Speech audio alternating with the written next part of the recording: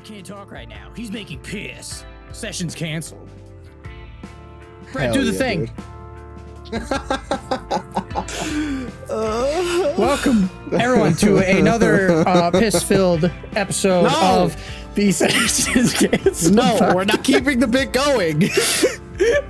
I am Piss Bard number 1. Matt, how's it going? I'm here with the lads, the gents, the boys, Isaiah's. What's up? And Josh. Yeah. Unfortunately, Sam is not with us again. We trade places in the void or whatever nonsense they said last week. The warp. It's the warp. The warp. The warp is the joke. The John But Halo also, warp? don't lie to them. We just shot Sam. He's Nice. dead. Nice. And by we, I mean me. I killed his ass. Oof. Why? Why would you do such a thing? Glorious Why combat. not? Oh, fuck not. Free country. True. Just like Even the though person- murder's illegal, but you know, it's Yeah, I fine. know. Look, it's just like the person who cannot be named. A glorious combat. Jesus fucking Christ. Anywho's, and if you couldn't How y'all tell from before I said piss, today is the. Well, Matt, they're gonna read the title. Are they gonna read the title? All right, as you could see from the title of the episode. I would hope so. I would hope you could take the 5 seconds to read the fucking title, like at the barest minimum. Well, what if Josh? What if they're blind? What if they can't see? And it's just like, how are they gonna be able to tell? How are you working Spotify if you're blind? How are you using a podcast app if you're blind? I have some questions. I mean, what if you're just really, man, actually, now I gotta ask. Now that you're thinking about Anyways, it. Getting detracted. Today we're talking about the Bard. Everyone's favorite class, the Bard, the musical maestro, the jack of all trades, that one meme of the guy playing the banjo from that one cartoon. Everyone loves it. From the road to El Dorado, and also you mean the guy who fucks the dragon. That's really the meme you should have gone for. You mean Eddie Murphy? I was wondering when we were going to bring up Dragon Fucker, but yeah. Yeah, I dragon mean, that's fucker. the whole time. I'm never going to let that one die because it's like my favorite Bard meme of them all. Oh, yeah. But We're gonna talk. I don't know. I've been thinking about it for a while. It's like, oh, I want to do another handbook episode. Originally, we were gonna do paladins, but we're gonna save that for when Sam comes back because he has some thoughts. He has some opinions. And by opinions, we mean he's playing paladin in a game right now. So True. we figured we'd let him get his So we opinion. want someone on the ground and level. we know he hasn't played Bard, so you know. But yeah, I assume that most of us have a general knowledge, even if some of us haven't played Bard enough, that we can all give our 2 cents into this hat. So yeah, Boy, guys. I sure hope so. Otherwise, this is going to be awkward. Yeah, right. It's like, guys, what are your opinions on the Bard? I have none. Great, lovely. Episode's over. Thanks. Yeah, right. But no, seriously, what are your chat. guys' general thoughts on the Bard before we go into our list of things that we usually do in these handbook episodes? Wait, Josh, Matt, I did get the name right? Is handbook? Class Handbook. You did. Thank you. You did. Thank you. You did.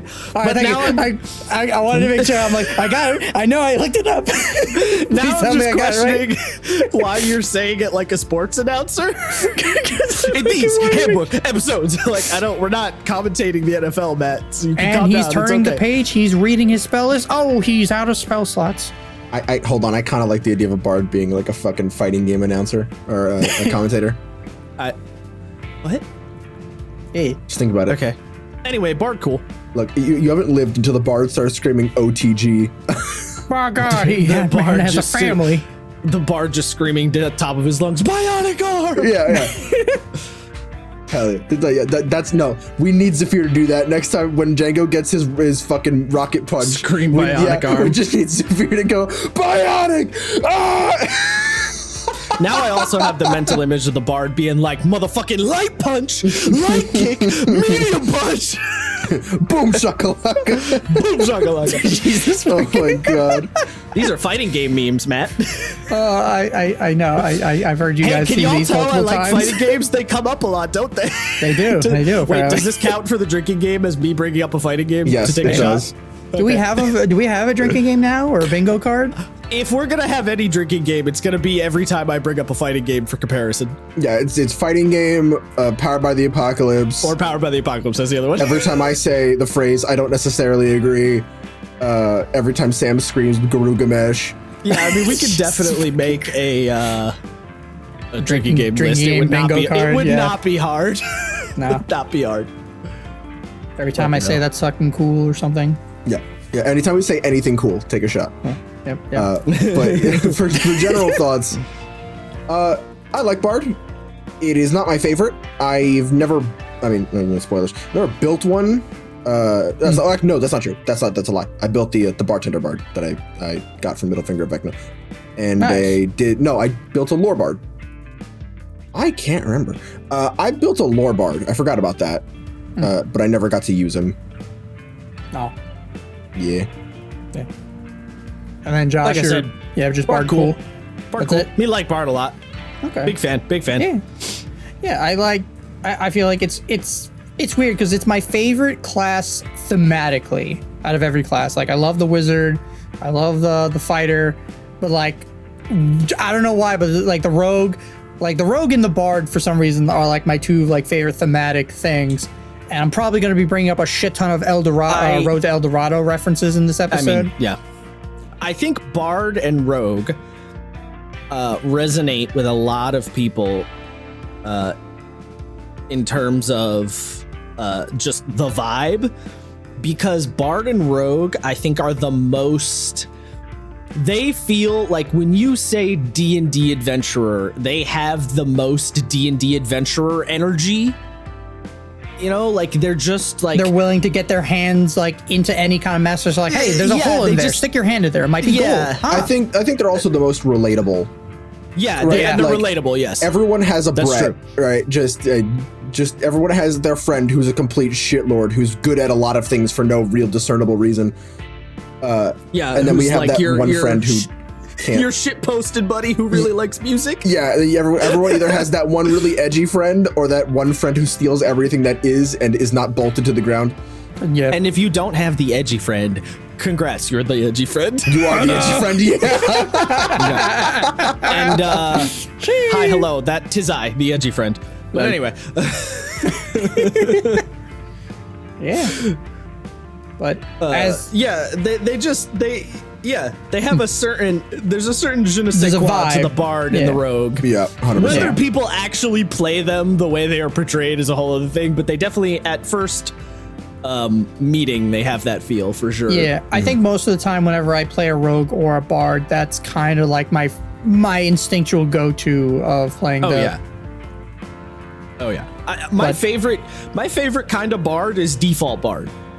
Like the most standard idea of a bard. Like, It's so weird because one of the things I definitely want to talk about, like when we get to like the subclasses later on, is like as much as I think most of them are cool, I just think they kind of hit the nail on the head with lore bard, and it's just like, yeah, we're good, we can go home, guys, we're done here. Nah, I don't know about all that. The other ones are so good. No, Fuck outta here. they're good, but like I don't know, lore bard just is like the one bard out of them all that I'm just kind of like, this is the one. This is like when I think bard, this is the first one I go to whenever like I want to play or get the chance to ever actually play a bard in a one shot or something. It's the one that my mind immediately is like, yeah, I want to play that one because it's the bard, the bardiest bard. It's I think the bardiest bard is glamour.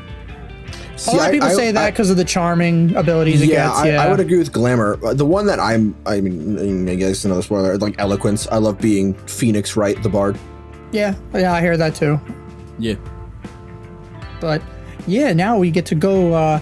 If you haven't been here before, folks, in our wheel of questions, we're going to ask each other, we have a couple of questions that we ask that normally definitively choose what we say and how we like of this particular class. I'm rambling because I brain farted mid-thought. Yeah, what was that sentence? I don't know. It was a run-on. It was really bad. Yeah. So it went nowhere. It went nowhere. Yeah, anyways, gentlemen, guys, pals, friends, fellow piss bards, what do we like number-wise?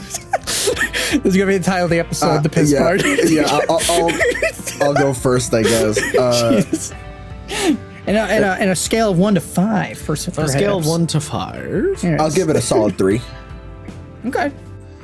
I like bards. I don't think they're perfect by any means.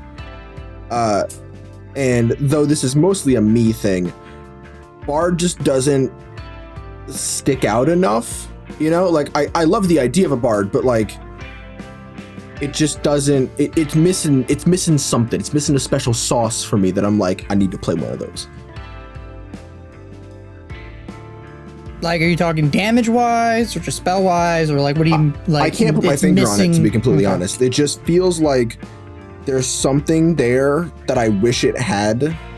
Is it because the bard is more of a like all rounder, and it's like like I know it has the ability jack of all trades, but it's literally the jack of all trades, master of none, where it's like I can do a little bit of everything, but you know, I can't like.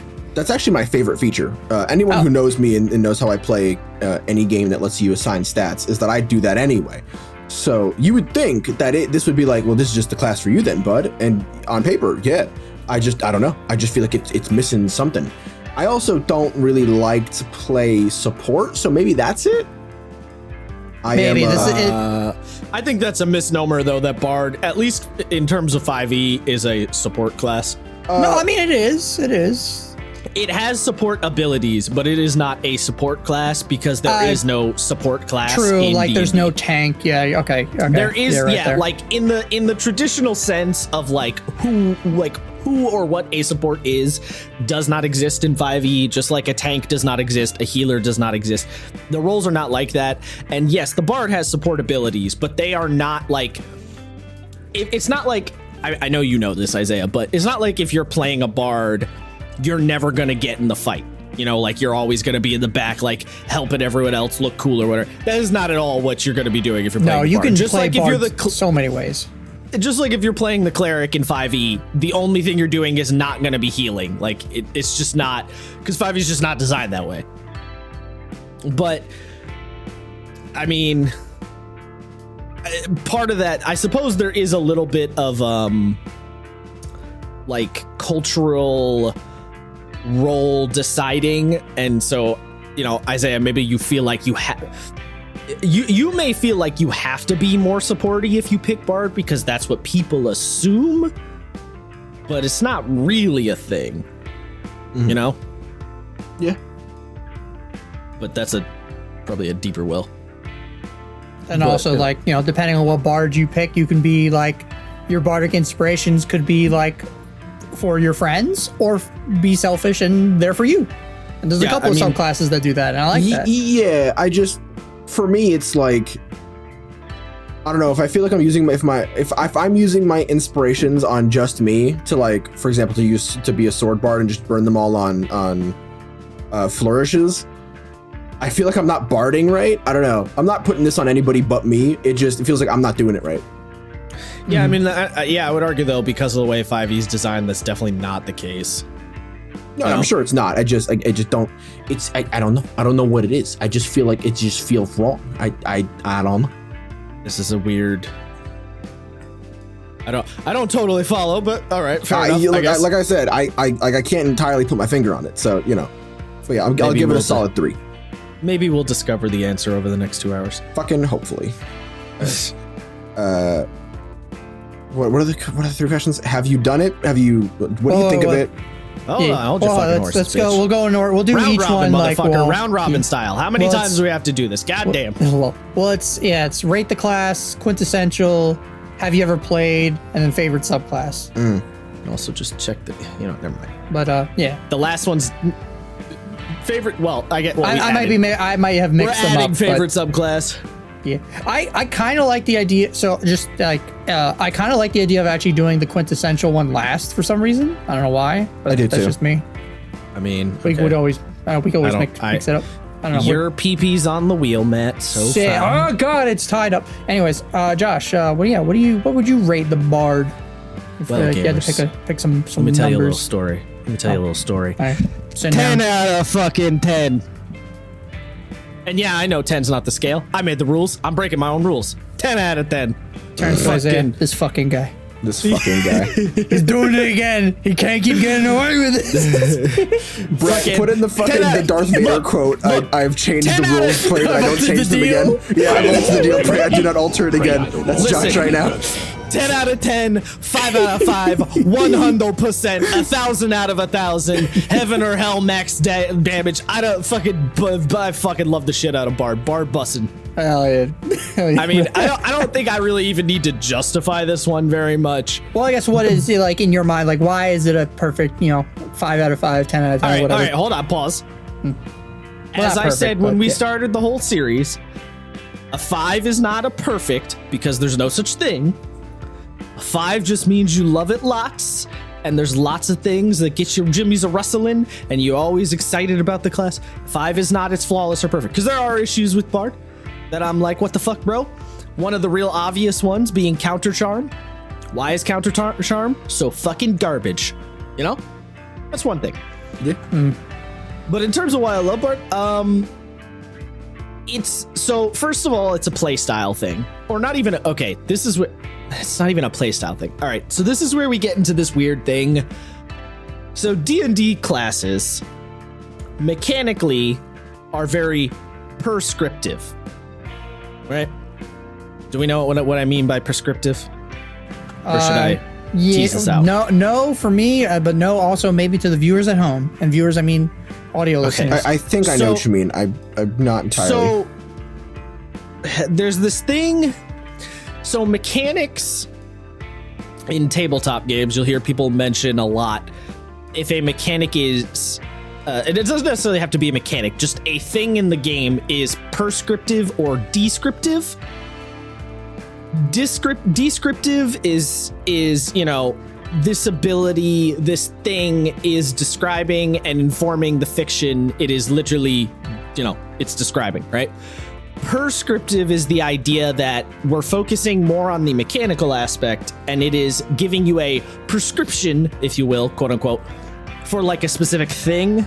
Like it's very cold and by the numbers, something that is prescriptive. So D&D classes, from a game design standpoint, are 100% prescriptive in the sense that this is your ability, this is what it does, how this ability manifests or how you do it or why this ability makes sense is entirely up to you as the player, right? Whereas in a game like Apocalypse World, take a shot, if you're playing the Gunlugger, you might have an ability, or not you might have, there's an ability called like Tough as Fuck or something along those lines. And that ability is prescriptive because it means that you get a mechanical bonus, which is you are treated when dealing with when in a fight, you are treated as a gang, which in Apocalypse World means that you're so good at fighting, you count as 15 dudes. But it is also descriptive because fictional weight is a lot more important in I was conflating too. Battle hardened is that no, not bad. Which fucking move is it? Where is it? Oh, sorry, not to be fucked with in all caps. That's the name of the move. It's prescriptive because you get the mechanical bonus of being a gang, but it's also descriptive because fictional stuff in Apocalypse World carries a lot more weight. So the fictional implication of the fact that you can kill 15 dudes with your bare hands as a single human being will have an effect on the game as much as it does mechanically, because mechanically what that does is, just to tease the whole thing out, if you count as a gang, if you're one person fighting 15 dudes, then you are level with those 15 dudes, and if you're one person fighting another person, you get an additional point of armor and you deal an additional point of damage because you're such a badass that you count as 15 dudes worth of badassness. So all of that to be said, D&D classes are almost entirely prescriptive, right? It's like, you have the ability, Bardic Inspiration. You point at a friend, they get a D10. It's all very mechanical and mathematical and sort of, it's just is what it is. The reason I'm bringing all this up, even though D&D classes are, from a mechanical design standpoint, entirely prescriptive, a lot of people attach descriptive things to the classes because of the culture of the game, right? So this is that thing where, the paladin is always filled with justice, love, and fucking chutzpah. The wizard's always a fucking nerd. The barbarian's always an idiot. The fighter's always got the machismo. Like all that kind of shit, like cultural, like memes, right?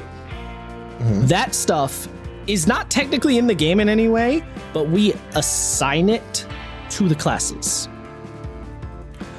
All this being said, is the cultural understanding of a bard and like how we treat bards, which is to say the dragon fucker who talks a lot of shit and is real suave and rolls up at the party and is like buying everyone shots, right? That whole vibe. I really like that vibe. Yeah. So a big reason that I fuck with the bard really hard is because playing the bard gives me like a weird permission to play that way and be the most talkative person in the group, even though literally nothing is stopping you from playing a wizard who's a player that gets a lot like that, like, you know, buys shots for everyone and is also suave as shit. You can absolutely play a wizard like that. Literally nothing is stopping you. Yes, the Chad wizard. Right, yeah. But our cultural understanding of the wizard isn't that. So you will often feel a little hesitant to be that kind of a wizard, even though you totally can and there's nothing stopping you. But a bard, that's the whole bard's gig. And since I am often the most talkative one at the table, and the most talkative one in real life, and the most talkative one GMing, and I never shut the fuck up. So bard's a good excuse to play that way. That was a really long-winded explanation. I don't know why I went so deep on that, but you know. No, it's cool. Other than that, I just like a lot of the shit the bard can do. I like that the bard has lots of little options in different ways. Bardic Inspiration is an ability I love a lot because I like, you know, being able to slap the homies on the ass and help them out. But I also like, and now you can heal them in one D&D, which is another good, like, I hope they keep, I really, really hope that stays because that I love a lot. I also like being the guy off a lot of the time who can like throw the buffs. That's fun. And bards get a lot of fun spells. Like when I played Zigzags, I very specifically tried to pick spells that were help the homies out, you know, like that's why I took Enlarge Reduce. That's why I took Polymorph, right? I was like aiming for spells like that on purpose. And bard tends to have a lot of those style of spells, which is good. And I like a lot. Also stuff like Song of Rest. I love the idea of like, because we have this guy who's so upbeat, he makes us all like feel better. So we sit down and rest and he like makes us all laugh. And it's like now we heal a little bit better. Like big fan of that vibe. And there's also I also like that Bardic Inspiration for a lot of the subclasses gets modified in really fun ways. Like, for example, Swords Bards, Swords Bard, you can use your Bardic Inspiration dice to do the blade flourishes, which is really cool. And then like Glamour Bard, you have that like crazy group-wide buff thing. I like that they have abilities that are modified. It's like what Sam was talking about with rogues and sneak attack, how some of the subclasses like modify sneak attack. That kind of shit I love. So yeah, you know, there's lots of shit to love about Bard. Although I do have the rather, I don't want to say it's a hot take, but I guess it's maybe a weird take. There's a part of me that wishes Bard was designed a little differently in that I kind of wish Bard was actually a half caster with a bit more like either martial or rogue type abilities. So like take some spells away and instead give them more stuff that's a little less magical and a little more about their like skill and their like ability to help people out. I think that would be kind of interesting. And I that's one part of Bard that I feel a little weird about is like, I don't actually love the fact that they're a full caster. And if I remember correctly, I think in their first version, they weren't like a full caster, I want to say, but I'm not 100% sure. Like D&D Next, or are you talking about in older editions? No, I'm talking about like, I want to say in like second edition, I think. Well, they were also prestige classes or some shit back then, right? Sorta, yeah. They were like a weird, so you had to add a couple of levels of this and a couple of levels of that to become, like it was hard to become a bard. And the reason it was hard to become a bard is because they had all these crazy, like they had a bunch of different options, right? So it was like you had to kind of work your way up to getting all those options. But I don't think they were like a full-blown caster before, but I'm not 100% sure on that, so don't quote me on that one. So I have heard you talk about the whole like make them not full casters. I don't know if I agree with it. Take a shot. Yeah. I don't know. Like, I'm not okay. Because on one end, I see where you're coming from, right? I can. It's not hard to be like, well, you want them to do like more bard things and less just be like, well, here's some spells. But like, yeah, I want them to be a little less wizardy, right? Like, I'm not saying make them a half caster and then leave them as they are. I'm saying make them a half caster and then give them some other stuff in place of it. Like, yeah. You know, give them like a sneak attack or something. Not literally, but like hypothetically. But I know that a lot of people probably find that to be a weird take because I think a lot of people associate bards as like pseudo wizards, but I don't. Totally. I mean, I don't associate them as pseudo wizards, but I think the magic, like being a bard and having magical abilities, is part of the class. That's what I'm saying. Half caster, right? Like, I'm not saying take all their spells away. I mean, no, because I like the idea of them being full casters, but it's the subclasses that kind of make it where one of them is a martial, one of them is more the bard. Like, yeah, but see, that's where this is the problem though, is the subclasses don't really like. No matter what bard subclass you play, you're still a caster. Like, you can't take that identity, like, because of the way subclasses are in 5e. They only ever add on top, right? They never take away or replace things. It's always you're adding abilities on top of what you have. So even though you're playing the Valor Bard or the Swords Bard, which are the more martially bard, you're still a caster at the end of the day. You're still gonna be doing a ton of spell casting. And I kind of would like it to have a bard where it's like, I'm doing a little bit of spell casting, but it's not my whole shtick. Because, like, I played Zigzags as a sword bard, and I still casted spells a majority of the time, you know? Because you can't uncaster, right? Like, you can't, once you're playing a full caster, you can't, like, not be a caster, you know? You could, but you'd be ignoring a huge chunk of your kit, right? So that's why what I think the compromise with that would be really cool, and they could do this with other classes potentially too, is, half caster by default, and then some of the subclasses are full caster. So bards by default are half caster. If you play a lore bard, you're a full caster. If you play a glamour bard, you're a full caster. If you play a swords bard, you stay a half caster. If you play a valor bard, you stay a half caster, This could also be applied to like ranger, right? A lot of people want to have a non-magical ranger, so you could have a version of a ranger that's not magical, and then subclasses where they're half casters and shit. It gives a lot of cool. There's a lot of room there, and I think that would be a fun mechanic to play with. That unfortunately Wizards does not. Yeah, I could see that. Yeah. That's that's a speculative design. So Yeah. Nice. That's my long-winded rant. Bard, 10 out of 10. 10 out of 10. Nice. All right, so we got 3, we got 10. I'll be somewhere in the middle.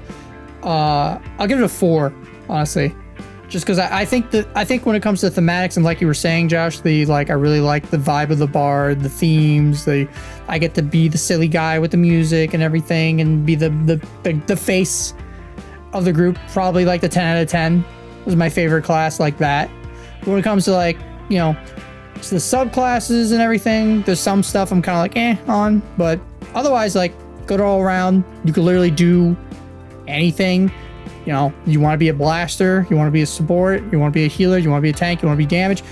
You could do anything. It's kind of crazy that you can literally have a full party of bards and you'll be fine. I don't know about that tank.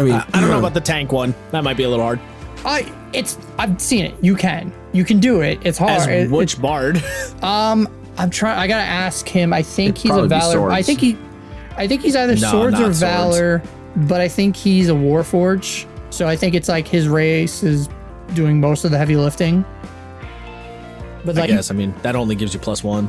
Yeah. But yeah. And then I really like some of the features, like Magical Secrets is just so cool. It's like, I could take a drink. It's like, I could just take any spells from any other fucking caster. They're mine now. Fuck you. Bardic Inspiration is great feature. And I kind of like you were saying, Josh, I like that you, depending on what subclass you take, it changes what what you can do. Like, you can spend it either Glamour Bard, do the big charm thing. I think Whisper Bard, you can be selfish and just... Bard's fucking sick. Yeah, you just do a shit ton of damage, Just like fuck. I really like the just I become you. You're like, oh. Yeah, you like fuck with people's head. Yeah. They're the ultimate multitasker when it comes to like D&D.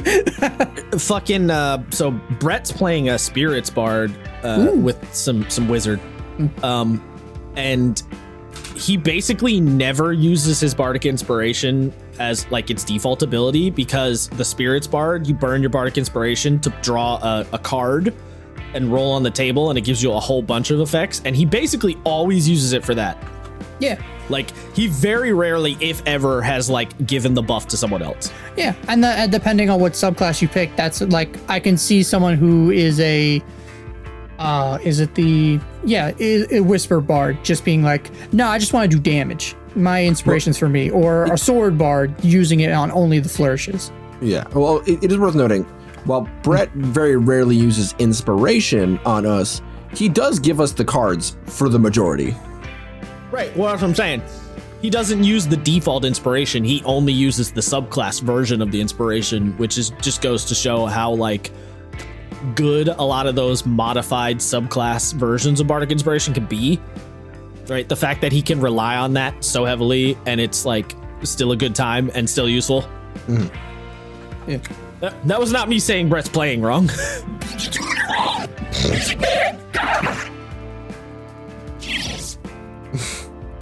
No. Okay.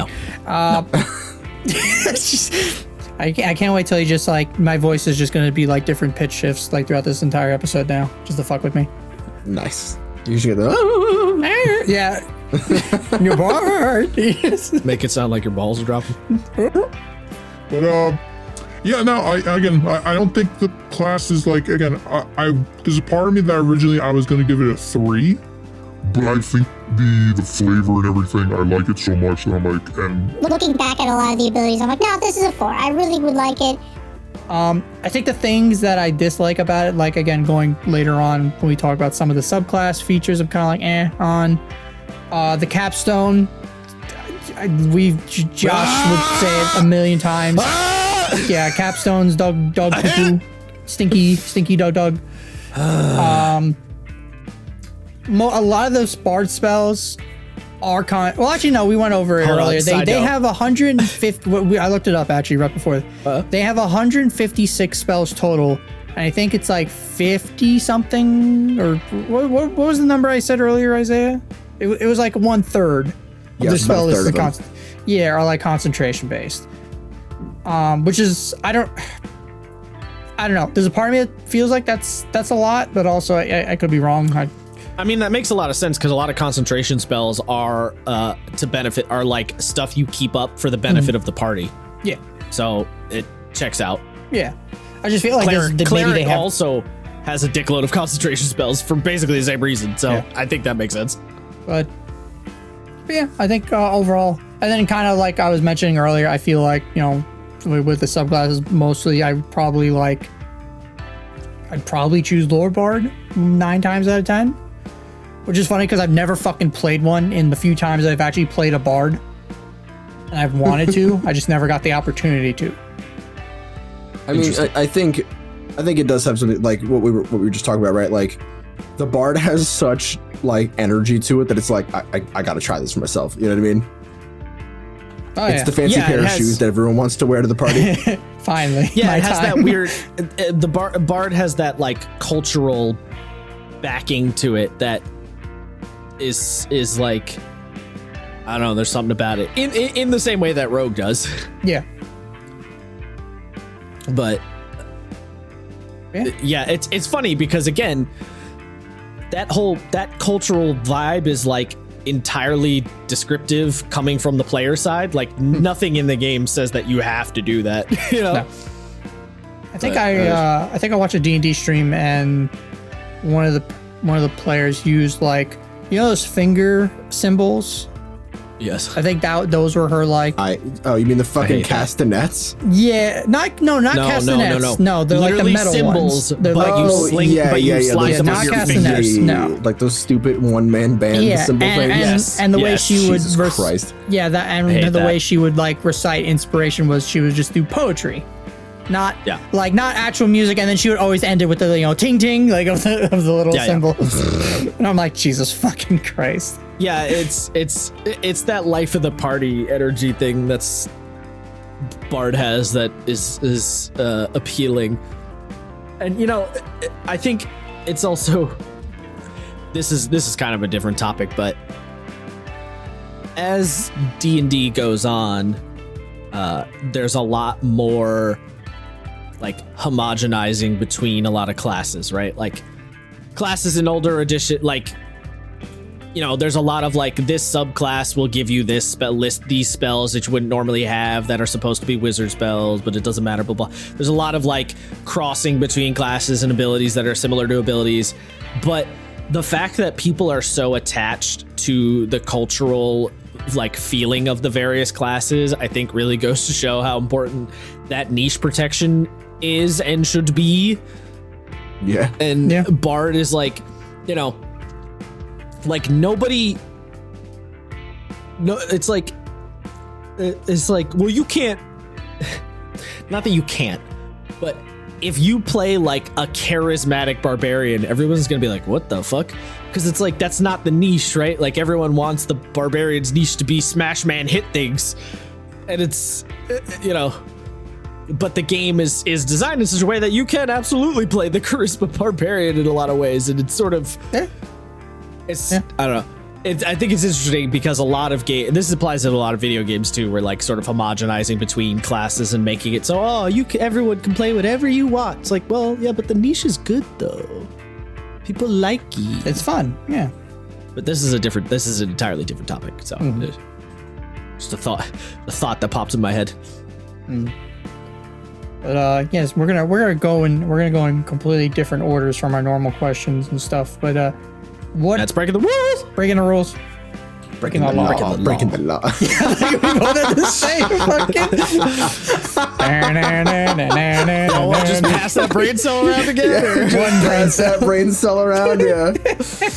Oh, that was fucking amazing. Have you guys ever played the class before? I have played Zigzags the Mighty. Yes. So yes, I have. The greatest bard to have ever braved Avernus and defeat Zariel, wielder of the Blade of Avernus. Now, have you played bards before that, Josh, or was Zigzags like your first bard? Fabulous question. Let me think. Oh boy.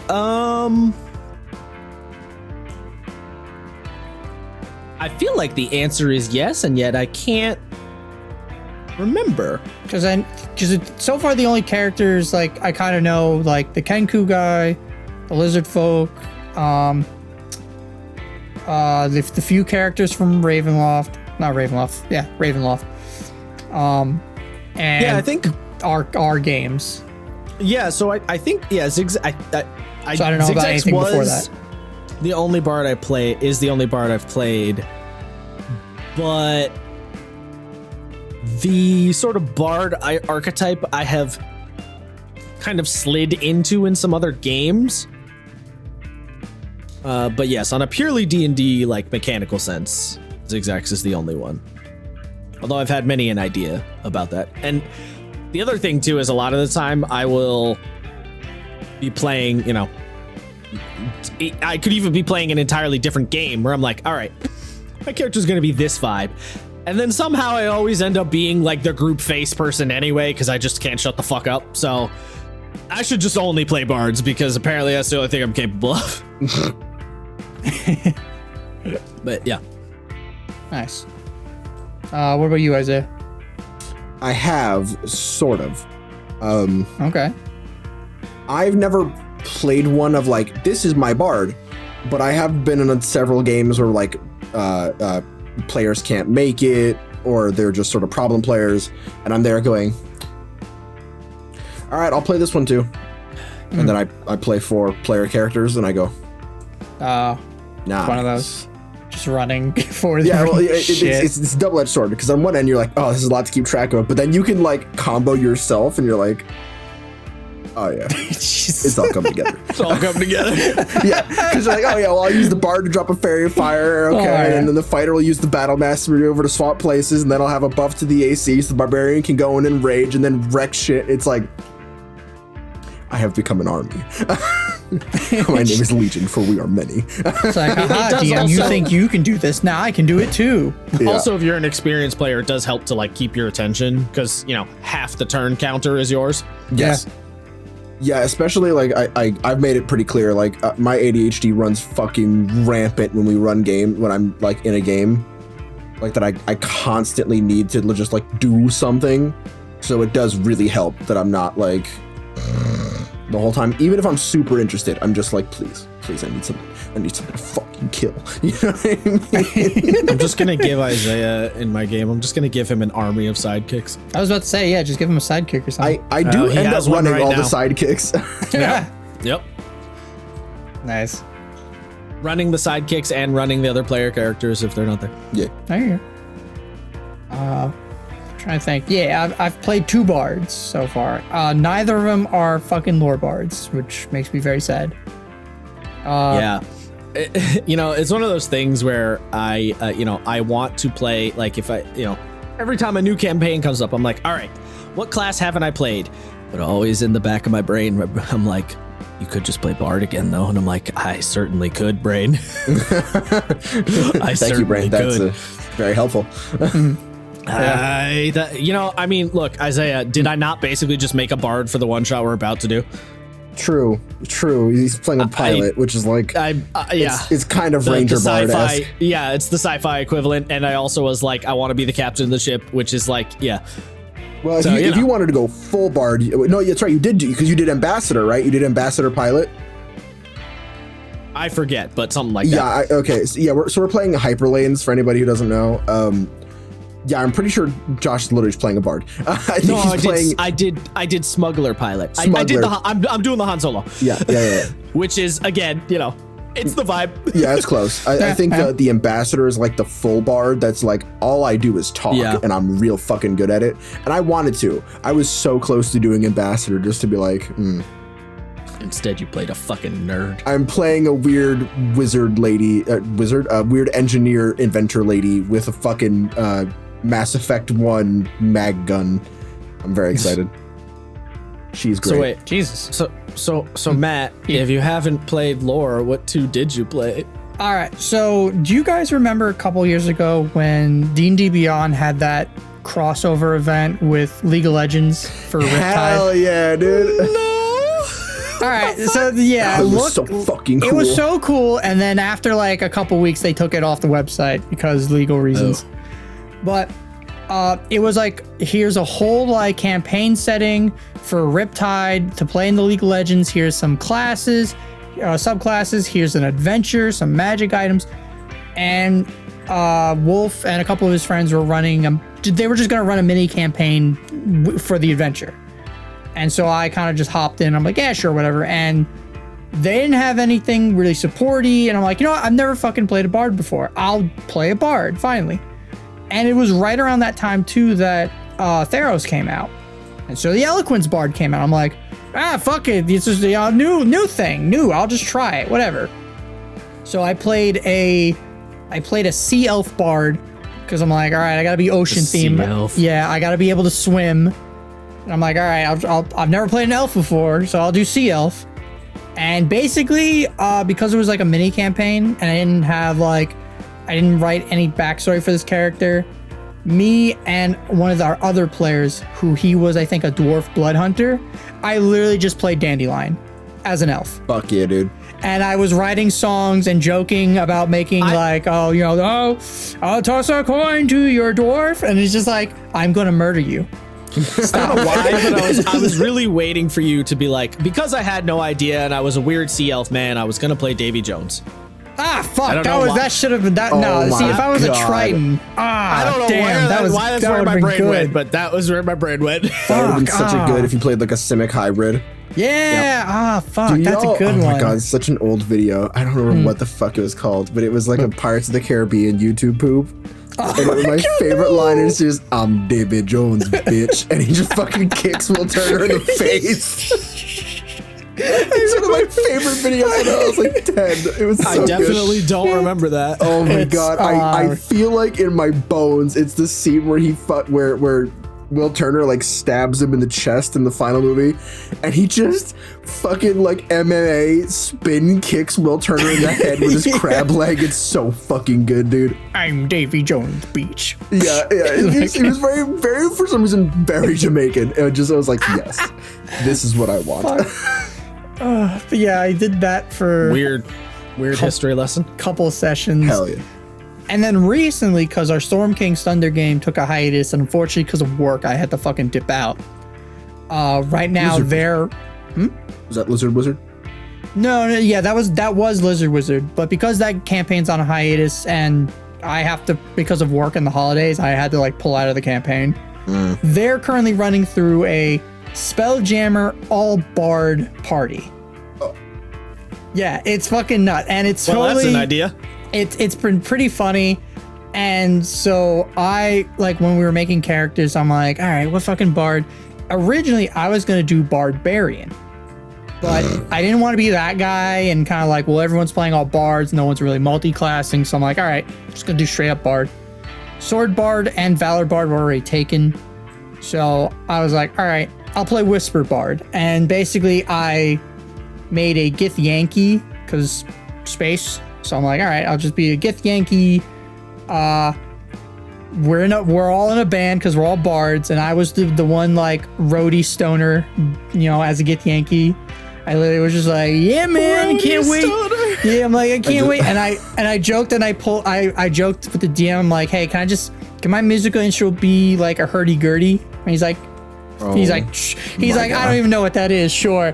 So yeah, stoner guy with a hurdy-gurdy. I'm like, far out, man. I can't wait to rock out. Just like, wait, you said Sword and Valor were both taken? yeah. Oh, I was gonna say you could have played Eddie Riggs. Yeah. That was kind of part of the idea, but and then I chose Whisper literally only for the extra damage, because when I rolled my stats, I didn't roll high enough for like anything except for one, so I just put that into my strength. So I was just like, I'm a strong bard with I think I have like a 13 or 14 charisma, and I literally just use my bardic inspiration to like, all right, I fucking take my big fuck off, Gith Yankee, great sword, slash somebody, spend my inspiration to deal a fuck ton of damage to them. There we go. Yeah, I'm confused as to why you didn't just go with Lore Bard on that one, but all right. I think someone also took Lore Bard. So it was like Lore Bard, Creation Bard, Valor Bard, and Sword Bard. And the character didn't fit Glamour. So I was just like, yeah, fuck it, I guess I'll do Whispered. Because I didn't want to also stack up on like the same subclass. I thought that was kind of like, meh. Should have done it. Yeah, probably, but whatever.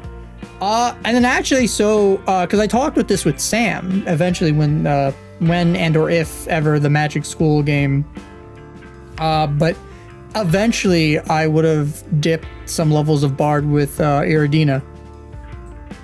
I just not sure which, mostly because she's a vampire, and I have the 13 I think in charisma, so I'm like, I can do it. Mm-hmm. But I'm just not sure which one. Maybe I'll finally do lore, and it'll be the weird Beast Barbarian lore bard, or maybe Eloquence just to have a perfect 10 on everything.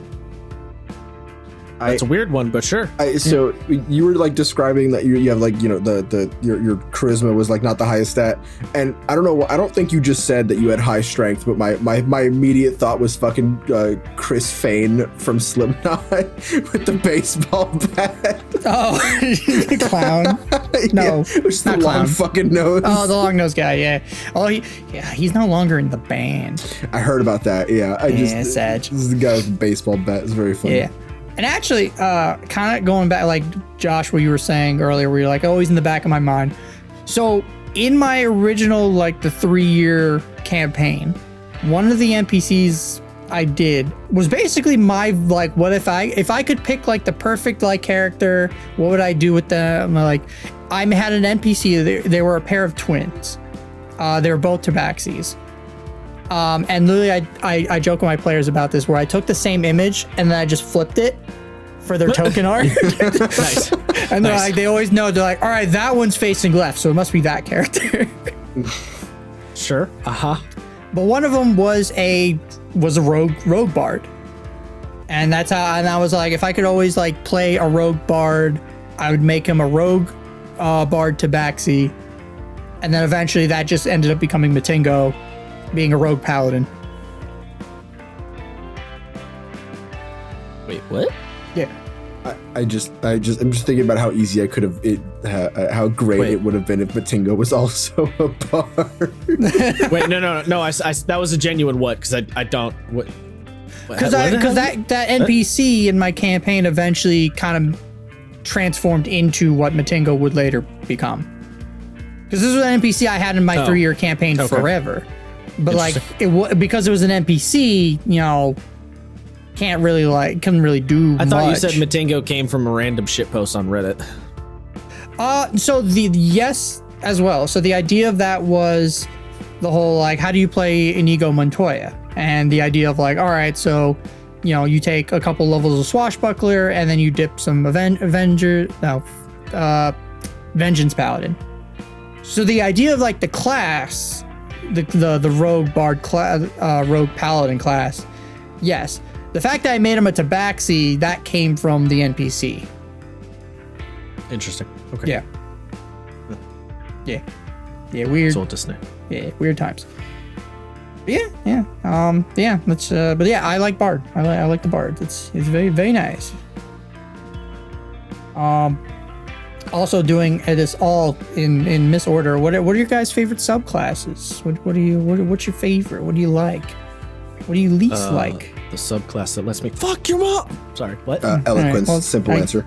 Why eloquence? Yeah, but why though? Because eloquence's whole shtick is I can call you a bitch and prove it mathematically. I don't know if that's quite how I would describe that, but it's literally it is the singular subclass The that is like verbiage your board. entire thing is talking shit. You're so good at talking said shit that you can talk shit and anyone of any language can understand you. And how does that make them feel?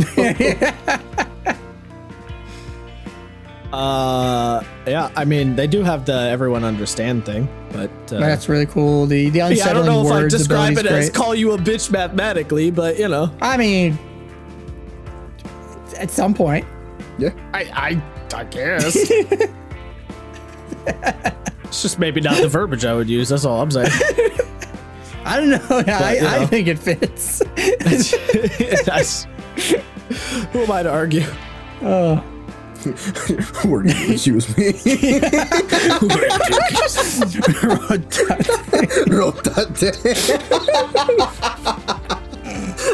Fuck. Oh, fucking shit. Wow.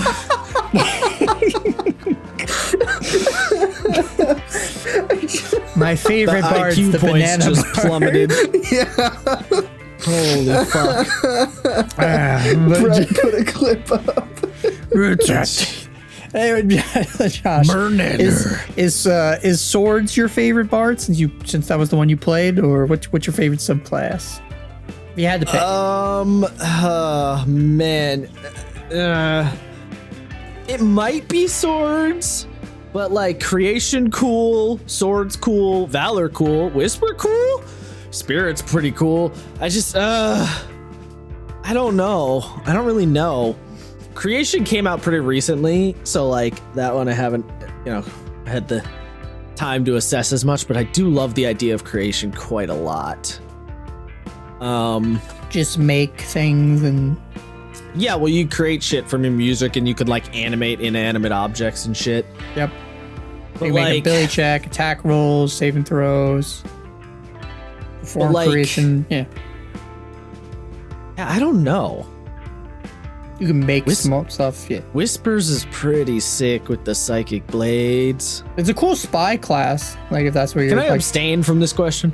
I mean, you can just say you like them all. Yeah, like, I don't know. you Like, I'm literally try- just said like I like all of them. It's fine. the only one I don't really super love is probably Glamour. I think that's the only bard subclass where I'm like, just because it doesn't feel, I don't know, that inspiring for whatever reason. Is it I maybe don't because know. it's like the quintessential bard? Like it is. It's Bardy Bard. Yeah. Maybe that might be why. I don't know. And like its first ability, I'm not crazy about, and like I put a lot of weight on the first ability that a subclass gets. So What is you know. Glamour's first ability again? That's the enthralling Mantle of performance Inspiration. and the mantle. Yeah. I like let me see. Yeah, equal The to your- mantle, yeah. it gives you like temp HP and you can move without provoking attacks or whatever. I watch a stream, The Unexpectables, and one of their players is a Glamour Bard, and he uses the shit out of Mantle of Inspiration every fucking combat. It's the funniest thing. I mean, It's very good. It's very good. It's I just don't give a shit if it's good or not. Like something being good and like effective and optimal does not give it any weight or value in my mind. Like I am very aware that Glamour Bard is quite like, you know, if we're gonna play the fucking like tier list game, right? Man, Glamour Bard's pretty top tier in terms of Bard subclasses, but I don't give a shit about that. It's just, I don't know. It's just not the most exciting ability to me. But I would still play it. Like it's not so, I don't dislike it so much that I wouldn't touch it. It's not like that level of, you know, it's not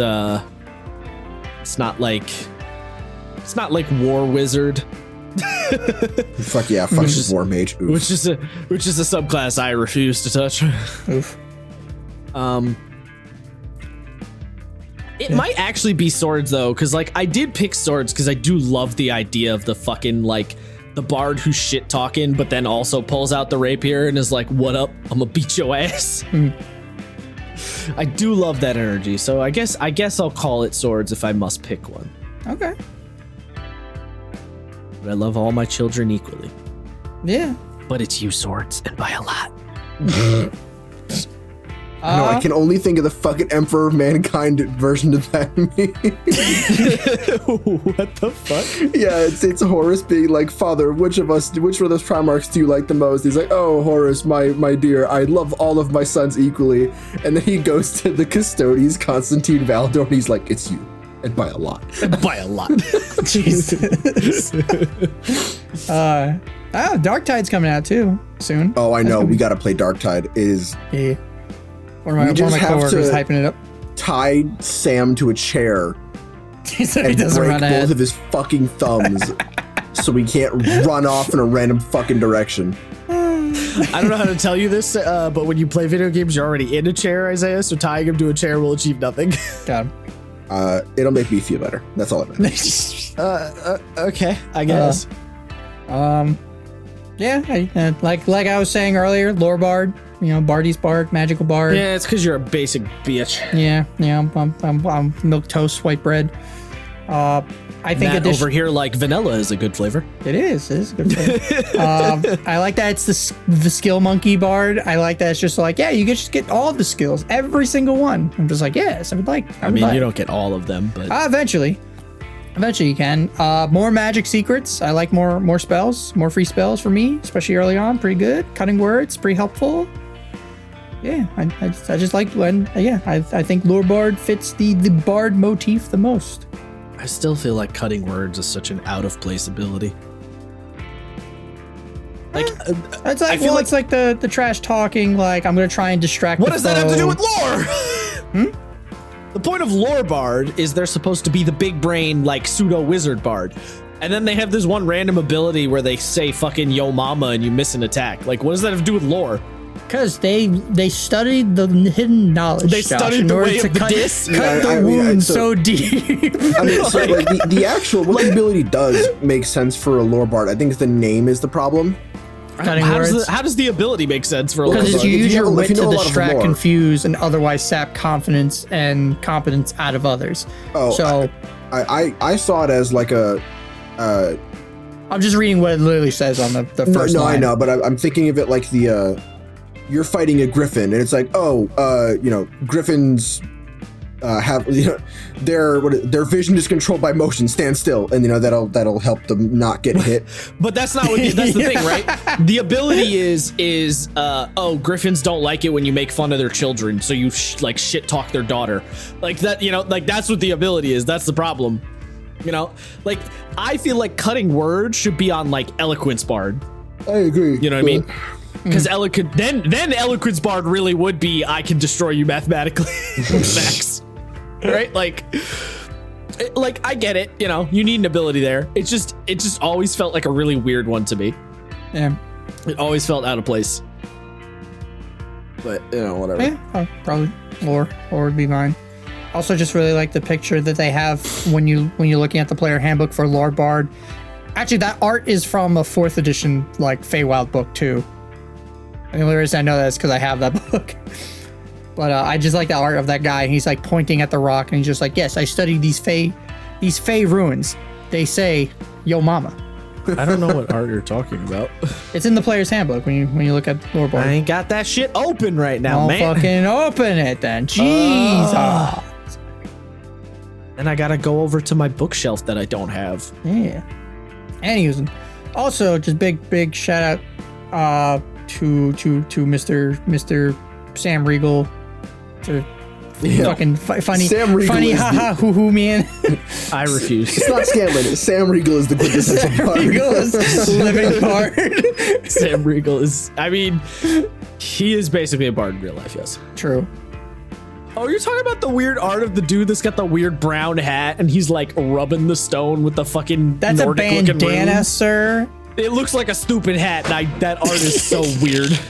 I love. Yeah, Is it the player's handbook art of the halfling just fucking just rocking the vinegar strokes with the No, that's for the halfling. oh.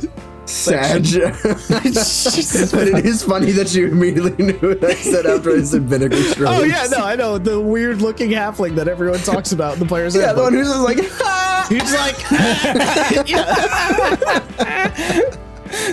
Oh, one of my players? Actually, we joke. Bards don't internally scream; they musically scream instead. It's just like that gif of Yaskir from The Witcher. And he's like, ah!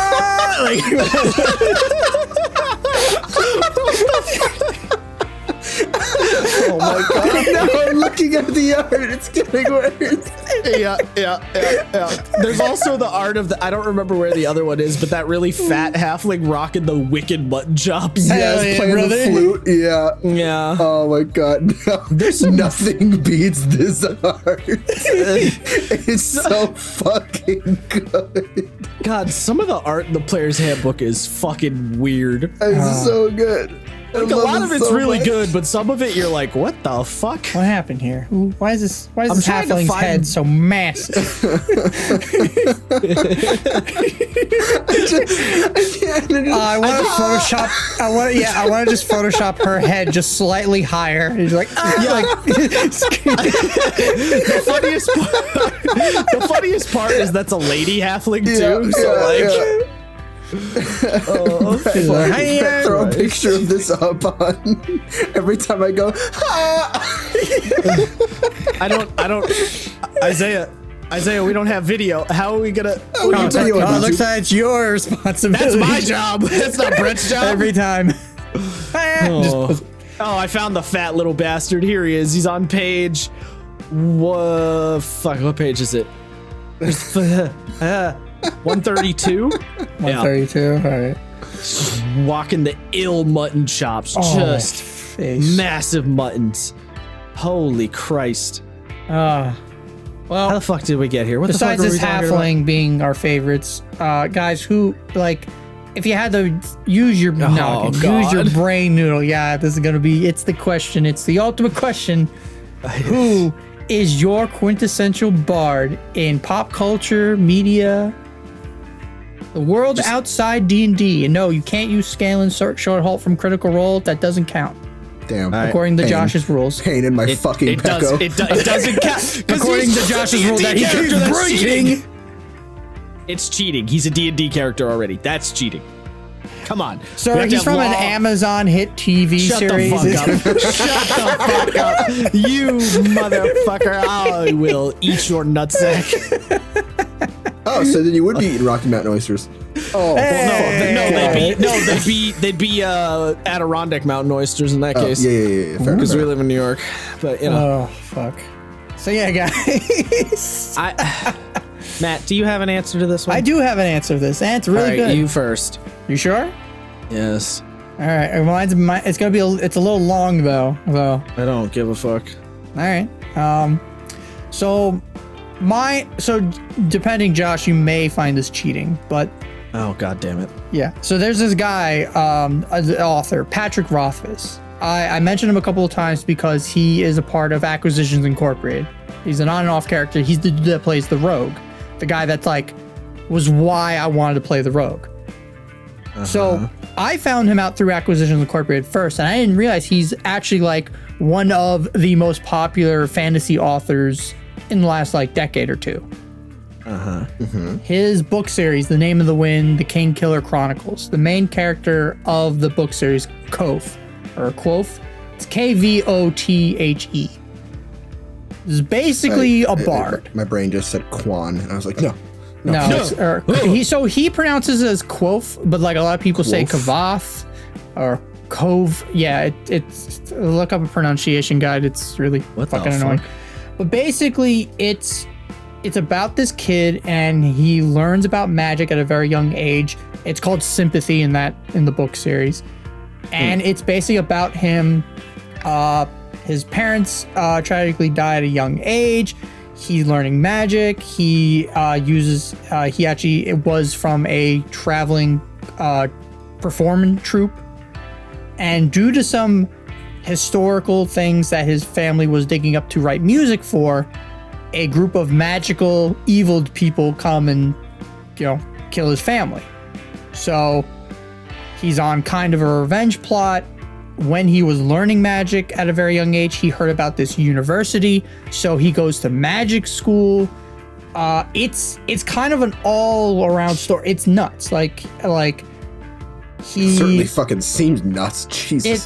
Well, at first, and then the other thing is in the with the books, and I'm kind of poorly describing a lot of stuff, unfortunately. But the reason why the book series or the first book is called Name of the Wind is because, naming magic, like everything has a true name. That's a thing in the books, and a lot of elements have names. The problem is the kid wants to learn the name of the wind, but the wind's name is so hard because the wind is constantly changing. So it's the hardest name to learn, unlike stone or fire or some shit. In the book series, he's able to find it just comes to him at random points, and then he's a lore bard. He's kind of a lore bard, yeah. After his family's killed off, he goes to the university to learn magic. He meets up with friends, gains a lot of enemies. He solves some mysteries. He saves a king. He kills demons, bandits, fights a dragon. He fucks a powerful fae lady and wins a music contest. Oh, so he's literally just a bard. Okay. He's literally just a bard. This And all sounds the like while, I'm hitting the he nail is on the going head. to school and trying desperately to tell the girl that he really likes that he really likes her, and she the same. And they're both It's this beautiful, cool fantasy story. And the best part is all this is a retelling. I'm not gonna say it, but I may want to replace the word man with something else right now because I feel very strongly about this character. Fill in the blanks, if you will. When I say my man, just replace that man part. Maybe. But yeah, it's a really good series. Unfortunately, the guy's gotten a lot of flack over the years because he's kind of pulling a George R.R. Martin, and he's taking 11 years in between books to write his third book, and he's doing a lot of side projects, and unfortunately, mental health issues and stuff come up, and now it's like he's working on the book, but also it's a big thing. But I do recommend the book series. Point being, very good. Quoth is Kavath, a bard. Whatever. He is a bard. He is the bard. Yeah. What? Why? Wait a minute. Why did you say I might consider that one cheating? Because it's from the author. The author is part of a D&D thing. Yeah, but it's not his And- D&D character. That's a character he made for yes a and book no, series. That's different. Kind of. So it's funny, actually, he put his D&D character in the book too. I mean, yeah, sure, but like, It's not the same character. Yeah. It's not the same thing. He's transformed it into another medium. It's not literally just a D&D character he's playing. You know, like Right. that counts. Books, Okay. books count. Okay. Yeah. That's the only reason why I thought you might have been like, nah, because it's a guy valid. doing. That's valid. Yeah. But yeah. Isaiah. Yeah, that's mine. I guess, yeah, I don't know. So it's probably just because I just finished watching a playthrough of God of War. But for me, right now, it's Mimir.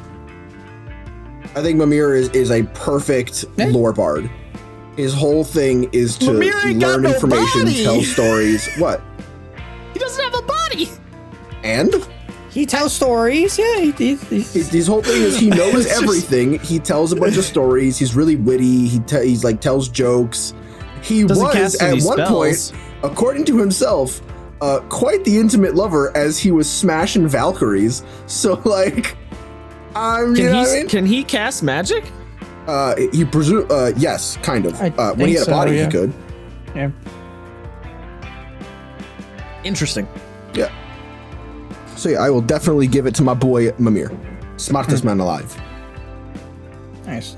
He also think he that's a definitely weird has that fucking that bardish condescension by calling himself the smartest man alive. Oh, Right. he definitely has that part for sure. I think thinking about it and like thinking of all these bards, like some of these bards examples, and then thinking back of like why I chose like Quoth as well. And a lot of this is like, all right, bards. What do you think of when you think of a bard? Like, oh, they're exceptionally intelligent. They're quick-witted. They have a sharp tongue. They're clever. They play music. Like a lot of these things, it's like if you look down the line, it's like, yeah, it's check all the boxes. It's like that's what a bard. I would put a honorable mention to Eno from Guilty Gear. She played the music. She had the magic. She wanna fuck basically everyone and everything. I guess. Yeah.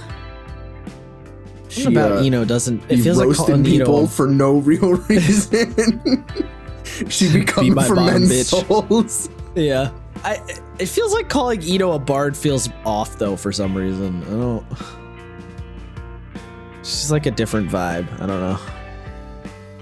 I don't know. Like, I think yeah. if you showed someone like, you know, if you gave people like a pretty basic rundown of Eno's character pre-Strive and you showed them a picture of her art, they'd be like, yeah, she's probably a bard.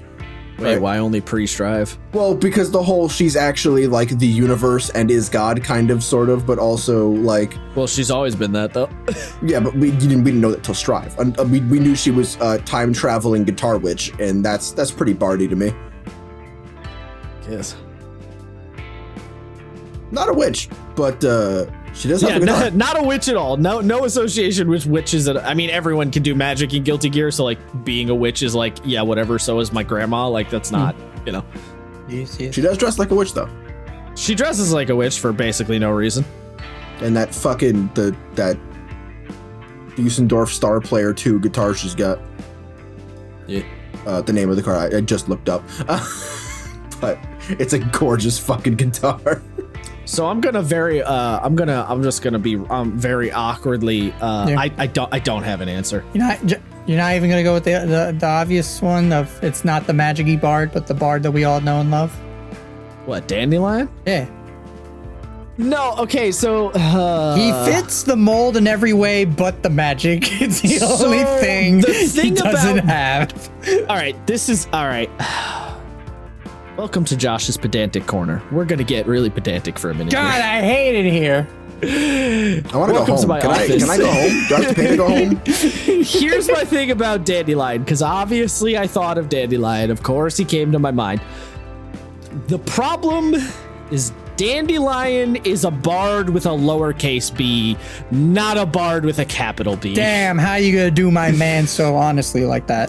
Dandelion is a minstrel, but he's not really a D&D bard. He's not trying to go on adventures. He doesn't have the he ends up going on adventures, but not of his own volition often, if ever. He's not really a combatant. He doesn't have any spell casting. He's not trying to get into all the shit situations he gets into. It just sort of happens to him. Like, he's a minstrel. He does the fucking and the singing and the charisma, obviously. He's a minstrel, but he's not a capital B bard in the way that like a Geralt is a fighter type situation. So I don't like. Dandelion feels like the wrong answer. You were like, not a combatant. I'm like, tell that to Joey Beatty.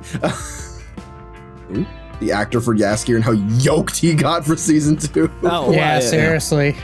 But he's just like, I need a shirtless scene. It's like, okay. Jaskier ain't throwing hands with nobody. In fact, he actively runs away like a little bitch at every turn by yeah, choice. But I think the reluctant bard thing is kind of also like I don't want to go on adventures, but stumbles into a dragon's den. Fuck. Reluctant, sure, but a D&D bard can still fuck a bitch up. Like they are ready and willing to like go to fucking Slayin Town. It's not quite the same. I also thought of what's his face from Castlevania, Isaiah Help, the guy who's looking for his wife in the like nether dimension fuck. Yeah, what? Saint Germain. Saint Germain, yeah. I thought of him, but he doesn't really work either for a similar reason. He could be like a lore bard or a wizard of some sort. Like he doesn't quite fit for kind of a similar reason that like Dandelion doesn't feel like he quite fits. Yeah. I don't know who. This is the problem. Bard. I love the idea of a bard, but I have no real strong cultural touchstone for a bard. Like, I don't know where I learned the concept of the D&D style bard. Like, I don't know where I got that from. Nothing comes to mind. Like, I'm trying to think, is there like an anime where somebody's like that, but like nothing, or a game or something, like nothing comes to mind. Right. I don't really know. I have a couple of examples and stuff like I always do, but this was probably one of the hardest ones because of that reason. Yeah, because like most people, you say a bard, they're like, yeah, it's the music guy, but that, like you were saying, that's a minstrel. It's not a bard. Yeah, it's not. Yeah, it's not just the music. You got to fill a couple of other like things in before. You got to look at like video games if you want. Like, I don't know. I feel like a part of me is like, I don't feel like magic needs to be necessary to be a bard. No, I don't think the magic is 100% required. But the like, you can't just be the music guy, No, there's a lot of characters that are the music guy, and it doesn't really. I ironically think Miguel and Tulio from the Road to El Dorado are 100% bards. Right. They're either bard rogue, one's a bard, 100%. One's a rogue. Yeah, that's the joke everybody makes. I haven't seen that movie, but that does kind of make sense. Oh, bro, we gotta watch that. We gotta watch that. If I have seen that movie, it's just like blanked out from my brain. It's my favorite fucking cartoon movie. It's so good. It is so fucking funny. But they definitely have that energy for sure, and like you could argue fucking. I mean, this is the other thing too, is bards and rogues kind of cross over, right? Because like fucking Zorro has some bard energy to him too. Yeah. Mm-hmm. But like also isn't. So yeah, I don't know. I don't have a good one for bard. I can't. I don't know. Yeah. Well, like the couple of examples I got, obviously, jokingly, fucking Scanlan. But again, D&D character. So this is the thing where we were talking earlier, like actually where you just said the bard and rogue have a similar vibe to them. A lot of lists I looked up on Google and Reddit and everything, a lot of people say Star-Lord from Guardians. He do be talking shit. He do be acting as the entertainer, the distraction. He's a support. He's a leader. Yeah. Okay. He cutting words the boss in the first movie by dancing him off of him. Yeah, he doesn't quite. What are you doing? Distraction, dummy. Distraction, you big turd blossom. Yes, I get what you're getting at, but he doesn't quite feel right either. Yeah, I know. It's not like the D&D, but he kind of like it. It's the square peg round hole. Like it's close enough. Bit, yeah. Okay. What else? Can we make the argument that Scott Pilgrim is a bard. Oh, 100%. Yeah, dude. Oh yeah, no, that's actually a good one. Yeah. I don't even think it's an argument. Yeah. I don't even think there needs to be an argument. I think that's just correct. Yeah, Scott Pilgrim, definitely a monk bard. Fuck yeah, Yep. dude. I mean, my man literally plays in a band, so like, Yep, Yeah, yep. and he's also apparently just amazing at kung fu. isn't he the lead singer too? Right? No, that's oh fuck, what's his name? Yeah, I don't The remember. talent. Fuck. But yeah, It's been so looking this long up, since I've seen Scott panicking. Pilgrim, but Scott yeah. Scott Pilgrim definitely that one works. Oh fuck. God. What else? You know what? Actually, I completely forgot. Kubo and the Two Strings. Oh yeah. Yeah, Yeah. Kubo and his Steven. Steven is the singer. Okay. Oh, Steven? Oh, okay. Yeah. Fuck. Yeah, Kubo's a good Yeah, one. Kubo uses music, makes. You literally cast spells with the fucking mandolin or the shamisen. So Shamisen. Thank you. That I was like, fucking. I'm like, what is it called? Yeah. What else I have here? Because the internet, a lot of people were like talking Disney movies, so people are like, yeah, Esmeralda and Rapunzel. I'm like, Esmeralda's a stretch. Esmeralda's definitely a stretch. Did no one choose that like Snow White, sings to animals? Right. Like, Well, that's why I was like, Snow White sings to animals. Rapunzel literally has magic singing hair. Well, she sings has and her hair magic heals. hair. But yeah, I don't know. The thing is like the music is not like, yeah, Snow White sings for the animals, but that's got more druid energy than bard energy to me, like. And then Rapunzel is like, yeah, she sings for her magic hair, but like that's not like her thing. wait, hear me out. no, what do you mean singing is her thing?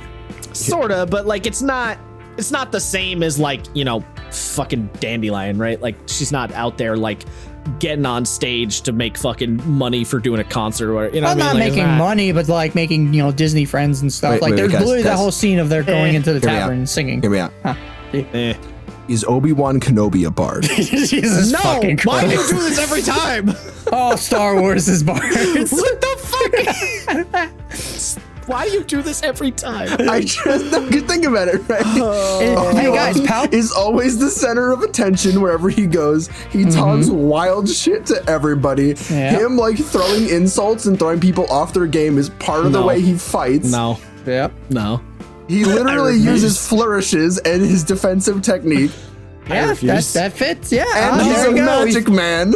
There we go. We found it. He just doesn't. But he lacks but he the doesn't music, have any of though. the singing. Yeah, he's not in the music or instrument or anything. He That's doesn't think he's an eloquence bard. He just talks shit. Yeah, true.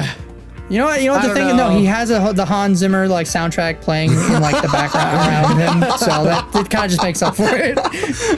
Wait, who's playing that music? He's just like, oh, some shit's about to go down. Pulls out lightsaber. He just goes, yes, I've seen you've heard my boss music. Yo, what? Fucking health bar just appears over your head. Wait a minute, what is this? Oh no, what's even worse? Your health bar appears at the top of the screen. He's like, wait, I'm the boss? No! Oh yeah, man, I've beaten this game like 5 times already. Can we just get on with this? You're like, oh, thank God. You hear, hello there. No. Fuck. Oh. I just thought of a really good one. But like, it's not really a character. The Jester in Darkest Dungeon. Yeah, no, I mean, I They're don't know not Darkest Dungeon, really so- a character, but they are definitely a bard. well, the first iteration of every Darkest Dungeon character is a real character, and every True. subsequent one, they're True. There's somebody else. The Jester, I mean, they literally have buff and debuffs where they play a mandolin. Like, it's one of their main abilities. So yeah, the Jester is definitely a bard, but that feels like kind of a weird pick, but Oh yeah, I'm looking at the art form right now. I'm like, yeah. oh yeah, that looks. That's they're pretty sick. 100% a bard. Yeah, he's got a lute and everything, and a sickle. Yeah, he fucks people up with that sickle. Himself included. Yeah, Himself I can see this being a rogue bard, assassin man. Nah, he's like straight bard. He's like a whispers bard. Oh, Yeah. nice. Damn, I just had wait, another one. I literally, thought. we joked about Eddie Riggs being a bard before. Eddie Riggs. Eddie Oh Riggs is yeah, 100% bard. Yeah, I you're haven't right, played that Barbarian. game, but yeah. Yeah. Also, just Jack Black, Tenacious D. Yeah, just Jack Black, the human being. himself. Yeah. Just Jablinski. Jablinski Games. Any other good examples that you have, Matt? No, that was basically it. Again, this list was hard because there's so many examples in media. People like bring up of like clerics and wizards and all that shit. Bards were definitely like the hardest ones.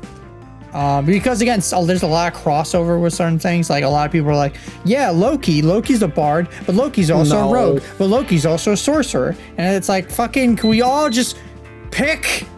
I'll throw my hand in the race for Weiss Schnee from Ruby being a bard because she sings and also does like some shit talking herself and also uses a sword and yeah, she's kind of bard like. She's bard with some wizard that does some summoning. Yeah. Sure. Yeah. I don't. Bard blade singer. Yeah. Yeah, I can see it. I just want to take a moment to point out, though, that I just real quick Googled like bards of pop culture just to see kind of what comes up. And I saw a list where somebody mentions the Doof Warrior. Yep, Doof Warrior. I saw that. That's Doof Warrior. Yeah. I mean, it checks out. Also, I haven't seen the movie, but the one movie where David Bowie's the Goblin King. I'm blanking on the name. Labyrinth. Labyrinth. Thank you. That's a pretty good one. Yeah, a lot of people were bringing that up. There's a couple that I didn't bring because I wasn't sure if you guys would either know or B. I had no idea. Wait, who's the fucking Knight Rider from Mad Max 1? I am the rocker. I am the ruler. I am the out of controller. What is this, Macho Man over here? Fucking. Wait, fuck! I forgot. Another character I played for my Joe ran a Toy Story one shot. I literally played a Macho Man action figure, and I think he was like 2 levels bard, 1 level barbarian. I love that. I was literally just the Macho Man. Idea. I'm like, my toy outsold Hulk Hogan. The cream always rises to the top. Like. Wait, please tell me you had like a bull string that had all his brightest ones. No, I was just a fucking plastic. No. I know. You're just coming like the dragon from Skyrim. Yeah. Oh yeah. Well, I would always mix up because I always mix up Hulk Hogan and fucking Macho Man, so I just fucking start quoting either or of them. Nice. Yeah. It's really bad. Just the ultimate wrestler. Just combine Hulk Hogan and the Macho Man, and you're good. It's kind of fucked up with me. My friend made a joke about Macho Man's final moments. No! And he's just like, oh, the Macho Man's not making it out of this one. Oh no, bro. Oh Christ! I'm so sorry. But yeah, no, pro wrestlers are all barbarians. They fucking my favorite class combo that probably isn't great, but I don't care. No, it's definitely not. It's definitely not great, but it is definitely such a flex. It's so funny. It is the definition of unorthodox display of hubris. But looks like I'm out of spell slots, brother. Begin. I would like to rage. Just like, oh no. All right, well, yeah, that was... God, it's been an hour and a half and we've barely discussed any actual shit about the bar. No, we've talked a lot of good shit about the bar. I feel like we've just been talking shit for 2 hours. Yes and no. No, we've been talking good shit. I don't know if you noticed, that's kind of what this is. That is true. Yeah. That is what this is. Yeah, we haven't like gone into like, ooh, what is the mechanical benefits of this? We don't. Are you making fun of me? Yes. But like, wow! No, I'm fucking. God damn! Wow! That was I've been watching. Yes, I've been watching So, have you guys seen the Cuphead show from Netflix? No. It's very good. There's a character in there, and it's literally his name is like Stickler or something. It's like, picture like short, bald, little demon with big glasses. Literally, his finger is always pointed up. And he's like, "Excuse me," and that's like always what I imagine. Like the mechanical, like the fucking lore munchkins and like the people like, that's not how bardic inspiration actually works. And you're like, oh god, get the fuck out of here. What the fuck? I don't know what the tangent is. Sorry to everybody out there I just made fun of, but setting me up for bugs. I think Matt snorting really sold it. you're welcome.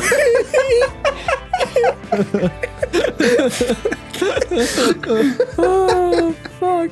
All right, so we talked a little bit about bardic inspiration. I don't know if we talked about the spells and the spell listing. I know I mentioned the concentration bit, but like, I don't know, you guys. I mean, cool what's there with to the talk most- about? Huh? What's there to talk about? I don't know. Fuckers, they get a lot of fucking spells. Good shit. You get spells. I personally, I love Jack of all trades. I love it. It's so funny. It's like, yeah, half your proficiency rounded down. It's fine. All my skills. I'm the ultimate Yeah, you're skill just monkey. like, you are literally the Cuphead. I ain't too worried about it. Like, Yeah, basically. Jack of all trades is fun, but I do wish it was a little more active and not just passive. how would you make it more active? I don't know, like maybe Because like some bards, because like when you first pick the bard, you get 3 skills, proficient with. So like, so Jack of all trades being a passive that like, for the rest of your skills, I feel like that's kind of like, it doesn't need to be an active it's thing. like I want it to be like you can like burn a resource to roll another die or something. Like, oh, you can roll a D, you can like burn an inspiration or maybe not an inspiration, maybe it's just a number of uses and you can like roll a D8 or some shit to add to a check. Like I would want it to be a little bit more of an active thing because you tend to forget about it. Like you'll do a thing and be like, oh yeah, that's a thing I have.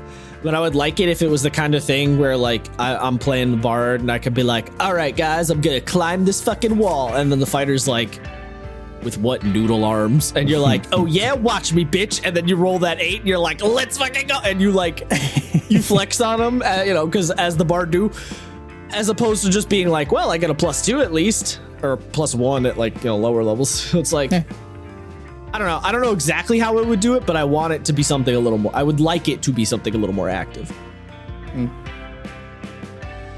But Fair enough. that's just me. But it is fun to have a little bonus to everything.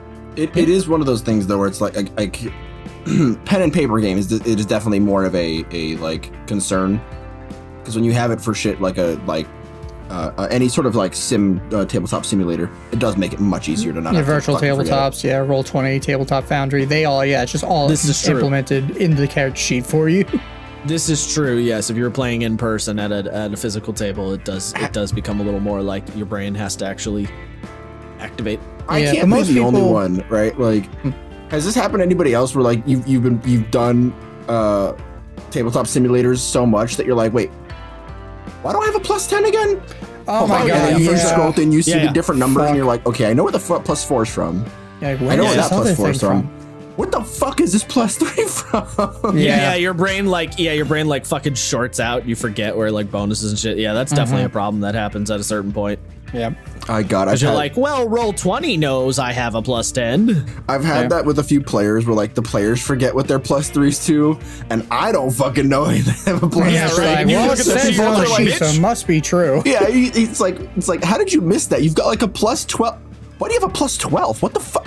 Where's Yeah. that +3 from? And they're like, no, it's not from your stat. It's not from. Is it?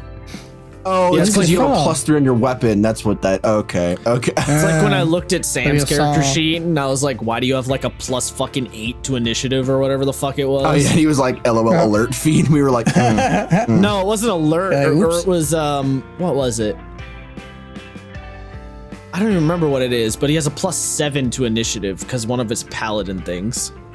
oh The yeah, fuck? it's the it's one of his He's- aura things, right? He's the Oath of Glory paladin. Oh. Glory. I don't remember what. Why did I think he was Conquest? No, he's the Glory paladin. Yeah, wait, From- that makes more from sense. I Theros. just okay. Apparently, I've just been an idiot for the last God knows how long since he took that as his class. Not that long, Nope. but or maybe it wasn't that. I don't know. It was something. Oh, I know. Or maybe it's because he's a swashbuckler rogue. I don't know. It doesn't matter. Point is, Sam had like a +7 to initiative. I looked at the sheet and went, none of the fuck. Yeah. Oh, wait a minute. So yeah. So I'm looking also, Josh. So remember earlier where you're like, I wish Bardic Inspiration like healed or. No, I was saying how it does heal in 1 D&D. I would say so. That's actually from Tasha's. No, in Tasha's, you can add when a Bardic someone- Inspiration die. When the person who has Inspiration rolls it, they can add it to a healing spell of their own. Oh, okay. In my 1 bad. D&D, you can literally just, as the Bard, roll your Bardic Inspiration die and directly heal someone like a healing spell. Okay, that's where I was mixing it up. My bad. Yeah, the Tasha's thing is slightly different. With the Tasha's ruling, the only thing you cannot add a Bardic Inspiration die to is damage. That's the only thing. And the only reason you can't do that is because that's what Valor Bard gets as their first ability, is you can add the Bardic Inspiration die to damage. Mm-hmm. So, yeah. Yeah. Similar effect, but different. Right. I'm just looking here, and then yeah, counter charm. I mean, we What do you talked. I mean, Yeah. we talked about counter charm during the 1 D&D episode, which is why I thought we had done Bard already. But then I was like, no, that was a different thing. It was a little weird. But yeah, I mean, like I said, I think counter charm should be some sort of like. Isaiah had an idea. I had an idea. For me, I was like, oh, I think counter charm should be some sort of reaction where you can break the charm on someone. And then Isaiah was like, oh, it should just be everyone with around you gets advantage or whatever. Point is, counter charm should do something more than it does, because as it stands right now, you go into wacky woohoo dance mode, and then you're. This is the thing that really annoys me about counter charm as it is now. It burns an action, and you're standing there dancing like an idiot. And the people around you only get advantage. Like, so I'm burning a whole action. You can't even give them an automatic success. Like, come on, dude. Just imagine Scanlan Shorthalt just doing Fortnite Orange Justice. Yes, yeah. And then everyone's like, oh, suddenly I'm not seduced by the succubus anymore. Weird. Everyone's like, oh, yo, look at this. Starts Fortnite dancing. It's just fucking Oh god, flossing on people. now I can just see Critical Role being in Fortnite. Oh, yeah. Said. God, that'd be amazing. It would be pretty funny. What else? We expertise. Yeah, what are your feelings on expertise? I like it. I like that eventually it became a feat too. So people can actually just have expertise and shit. Like, what do you guys think of like bards having so much? I mean, it's part of their shtick. I don't think there's any reason for them not to have it. Yeah, I mean, they're secondary skill jockeys, so I would honestly feel kind of weird if they didn't have it. And I heard people like, well, that's the rogue thing. He's not creative if you give them everything. Shut the fuck That's up. it. Okay? Take the bardic Shut inspiration your away. They fucking don't need mouth. it. Just like sneak attack ban. Yeah, right. Yeah, it's like the whole if the bard's whole shtick is, well, I'm kind of good at everything, right? Like the rogue specializes in like a lot of things, and they're really good at a lot of things, but I'm pretty okay at everything. Yeah. It just makes sense that you would have expertise. You know what I mean? Yeah. Yeah, I mean, certain things you would be like, you're pretty good at everything, but certain things you would be, Yeah, literally jack of all trades, master Really? of none. Yeah. good at. I don't know. Yeah, like also because a lot of bards are like gonna take expertise and performance and shit. Like, yeah, that makes sense. I don't know. I see no real reason for them not to have it. I think it's fun. And Yeah. fucking rogue gets it too anyway. So what are you bitching about? What do you mean? No, I wasn't Huh? bitching up. Or I guess you're What? just saying in general. Who's just in bitching? general. No one's bitching. No, I'm he's just saying. like, in general. I'm saying like Fucking- motherfucker, like the kind of people who do bitch about it. Like, And then I they don't know what you're ban. bitching about And then they because ban rogues sneak attack already because get. they're idiots. Yeah, those fuckboys. Because rogues already gets rogue also gets expertise. So what's there to complain about? And now ranger's gonna get expertise too. So Which if they're bitching about that's good. bard, ooh, they're really gonna start bitching about ranger. Oh god, imagine banning rapiers. Shake my damn head. I love how much that one bothers you. It does. I'm never letting that go, bro. I wish know. I could talk to that guy in person. The and be like, rapier bro, was not who invented are in you? my universe. I therefore, think it's the sneak attack one bothers me more. it's so funny. Well, so for me, the sneak attack one is more egregious, but the rapier one just feels so asinine that it's like, Feels more stupid. yeah, I just you look at someone and go, why? Who raised you? And then the response is, well, dex builds are too powerful, and you go, You pull a Joe Rogan, some of us. It's like, you're not wrong, but this is not how to handle it. Yeah, this is not a hill to die on, my guy. Oh, Yeah. What else? Magic secrets. Fucking get free spells. 2 free spells. Any class. Magic Secret's very fun. I do. That is probably one of my favorite features with Bard is that it's like, LOL, I can cast every spell in game. You're like that accent went 3 different places. Yeah, it's like I can cast any spell I fucking want, specifically of this level, but every spell I want. Yeah, good time. Yeah, Good spell. I completely forgot too that they get it multiple times. Like they get it at 10th Twice. level, 14th level, and 18th level. Wait, they get it 3 times? I thought they get it twice.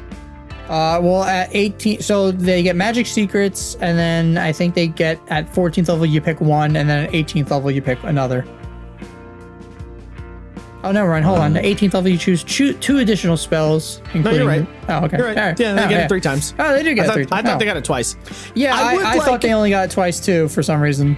I would like magical secrets maybe to be a little lower on the list, like a Yeah. little sooner. I think no, in 1D&D they bumped it up to 11th level, I think, if I remember correctly. But then they put it like immediately like the level like 14 you get additional magic secrets, and it's like, what the fuck? Well, no, because remember they have the spell list, so that it works different. Right. Oh, yeah. It doesn't work the same because you pick basically the whole list, and also they're prepared casters, which also changes it how it is in 1D. And I think we mentioned this last time, like when we were talking about the 1D&D's nuts like list, or not list, but like just the spell. Like, if you guys had to imagine an actual fucking capstone that wasn't just you get all your goddamn inspiration, bardic inspiration back.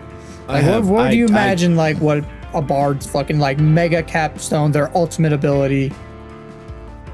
I don't really like. We did talk about this when we talked about 1D&D. I don't really have a super strong idea.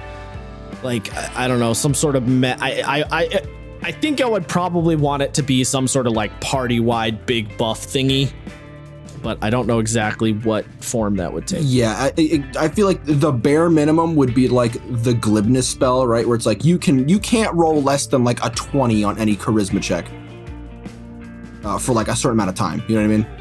Yeah. That wouldn't be that. That would not. I like that idea, but it probably wouldn't be super effective, unfortunately. I kind of want some sort of like, you strum the strings on your guitar or whatever, you play your instrument, any enemy in nearby area, kind of like Thunder Wave, they get knocked back, and at the same time, any allies get buffed or something. That'd be kind of like a cool. But I wouldn't want it to be just like one turn thing. Right? That's the problem. Like the capstone ability, I feel like needs to cover a couple of turns at least. Well, no, because some classes, like if you look at the monk and certain like. Yeah, but those are shit, Matt. Those are bad. Yeah, I know. Well, I'm talking That's about like. part of the problem. Actually, you know what I'm thinking? I'm thinking subclasses, because like Open Fist, the fucking Quivering Palm. Yeah, we're not talking about that shit. Yeah. No, I'm trying to think. I'm trying to compare it to something like that, where it's like you change That's the it. problem. A lot of the capstones are like only last for one turn or not super great, and then the ones that are good are shit like Druid and Paladin, which last a while, or in the Druid's case, forever. It's just like a straight increase of power. Like it's Yeah. fucking capstones. But yeah, font. What's the superior inspiration? Get the fuck out of here. Yeah. Which I So think was stupid. also in 1D&D. Yeah, it was. They remember. made it slightly better. They made it so that, because the way it works right now is when you roll initiative, if you have no bardic inspiration at all, you regain 1. In 1D&D, they made it so that every time you roll initiative, you regain 2. So they made it a little bit better, but it's still whatever as fuck. Yeah. That's about it.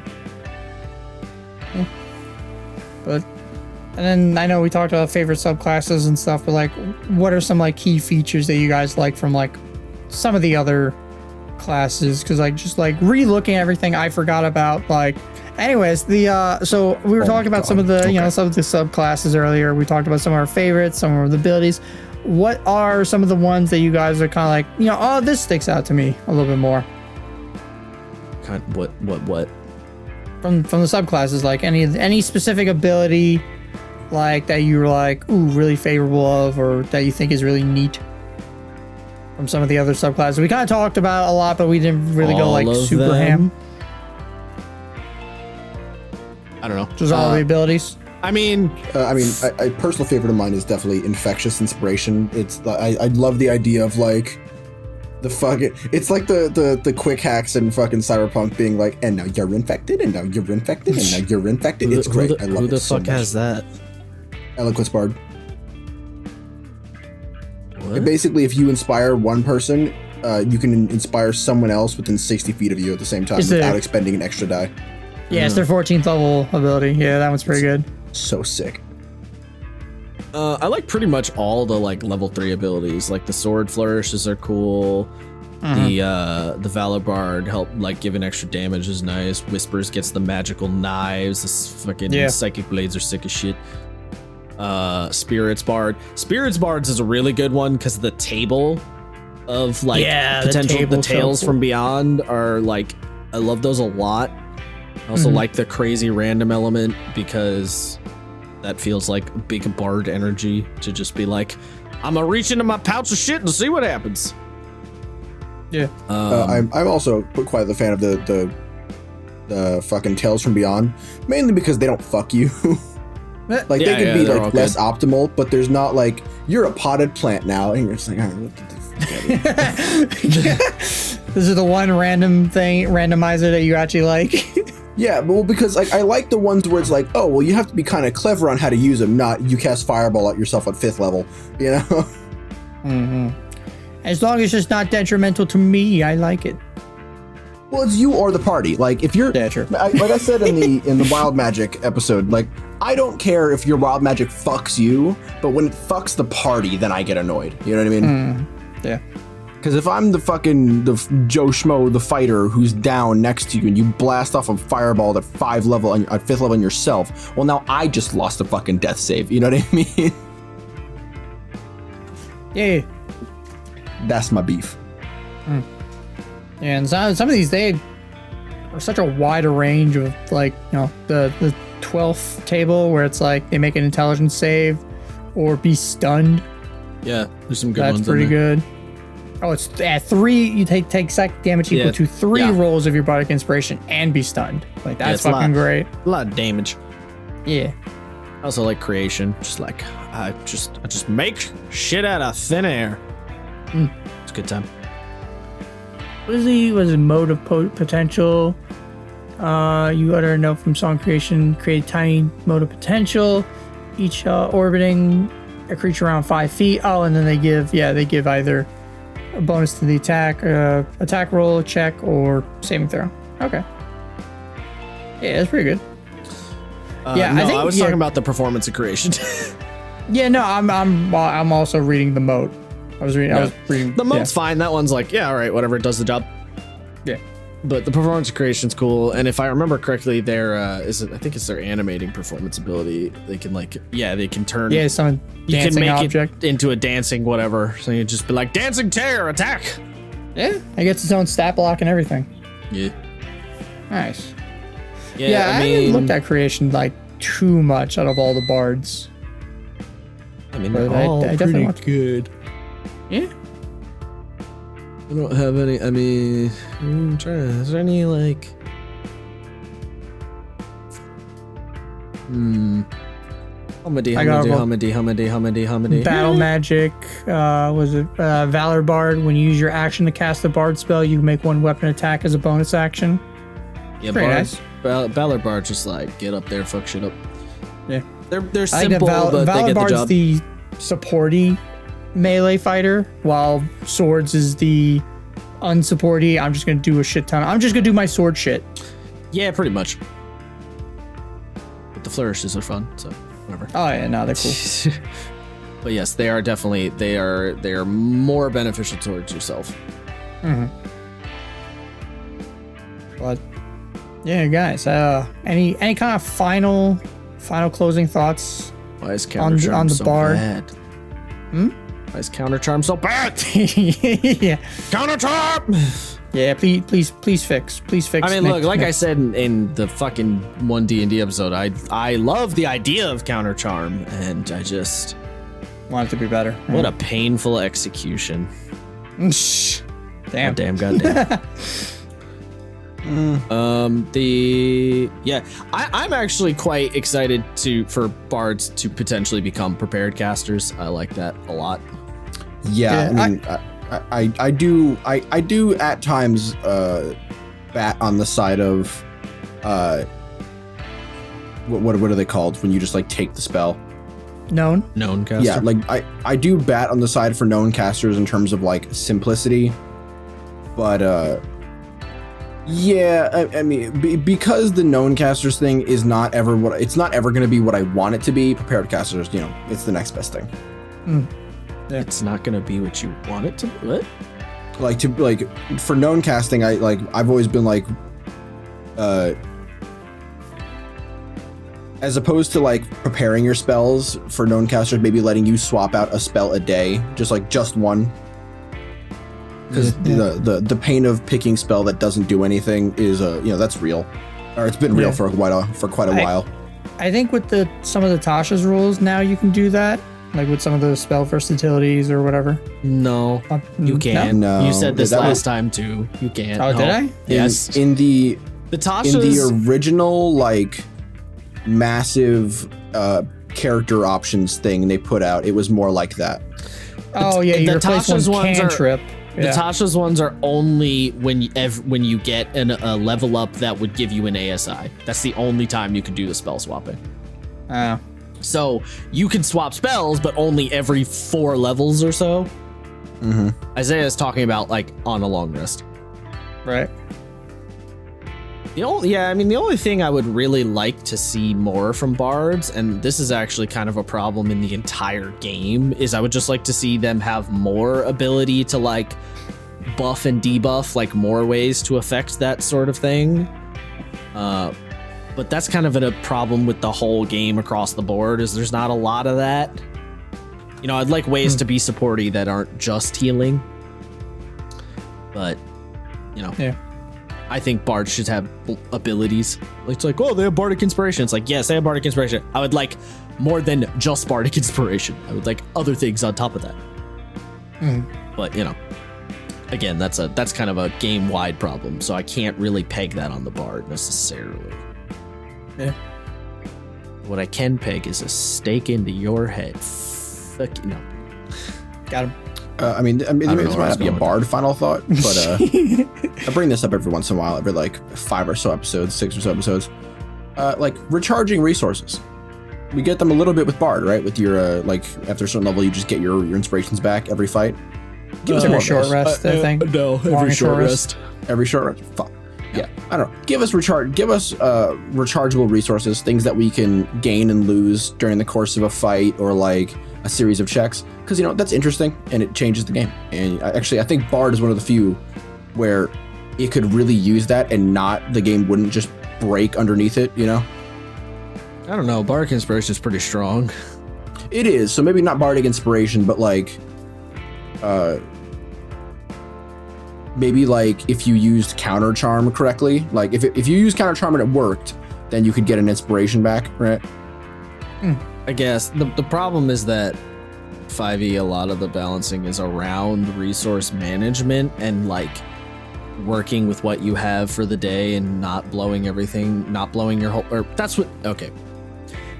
The game is supposed to be balanced around the idea of resource management, right? How many spell slots I have, how many uses of an ability I have, etc., etc. Yeah. A lot of people do not play the game that way. A lot of people only do 1 fight per long rest day or whatever. So there is that whole problem. So it ends up not being about that, but that's what it's supposed to be about. So thinking about it from the angle of what the game is supposed to be about, having abilities that you can like reliably get shit back every fight, every couple of fights or whatever, does sort of break the intended way the game is supposed to flow. So I think that's why that shit's not there. It does sort of, right? Because Sword Bard has, it's better than that. It's just like you just have infinite of these. So like not until level 14. Yeah, but like, yes, I know it's not till level 14, but like the fact that we do have it, and at level 14, the game isn't quite broken just yet. You're beginning to stretch what it's capable of, but it's not crumbling underneath it. I mean, also the sword bard abilities, because they're all, focused on just the bard. They don't like if you were able to get bardic inspiration back reliably, for example, that would be like, that could potentially just fuck everything over, because some good bardic inspiration rolls can really swing things. So it's like, because the abilities and a lot of the abilities were not balanced in the intention of them being there reliably over the course of the adventuring day, if you could get them back over the course of the adventuring day, things start to teeter in weird ways. Particularly when you start talking about like regaining spell slots, for example. Like, there's a reason that like arcane whatever fuck the wizard thing has arcane recovery. Trickster?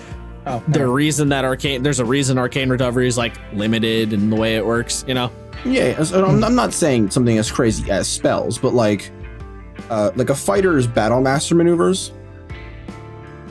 I don't think you're losing anything by making them rechargeable, especially because, again, Bard can just do them ad infinitum after a while. They're not as good as battle master maneuvers, and there's not as many options on those blade flourishes. And again, they only affect the Bard, Yes, but very few battle master maneuvers actually affect other things. I don't know about that. There's quite a few that do. There's enough that it matters.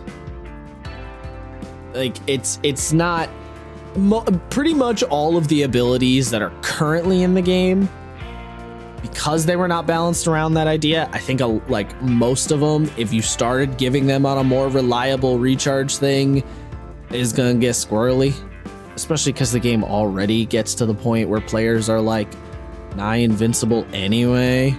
It's like, do we need to give them more things to make them nigh invincible, Yes, specifically when you're a fighter at high level, and that's the only thing that you can do that's even remotely interesting. Yeah, well, yes, in terms of things that are interesting, sure. The problem is, I think that requires a bigger rework, Like, the way the game is now, I don't think you can just be like, yeah, you get your abilities back more often and everything will be fine. I think that will require, in terms of making things more interesting, that will require a bigger overhaul than what you're talking about. Yeah, okay, yes, potentially, but not necessarily. Especially because running the fucking 5e is already, fucking strenuous. That it's like, giving the players more things to dick on all the work the DM did is like, yeah, I don't know if I'm on board for that right now. And if you're talking new edition ideas, sure, yeah. If you're looking at a new edition, yes.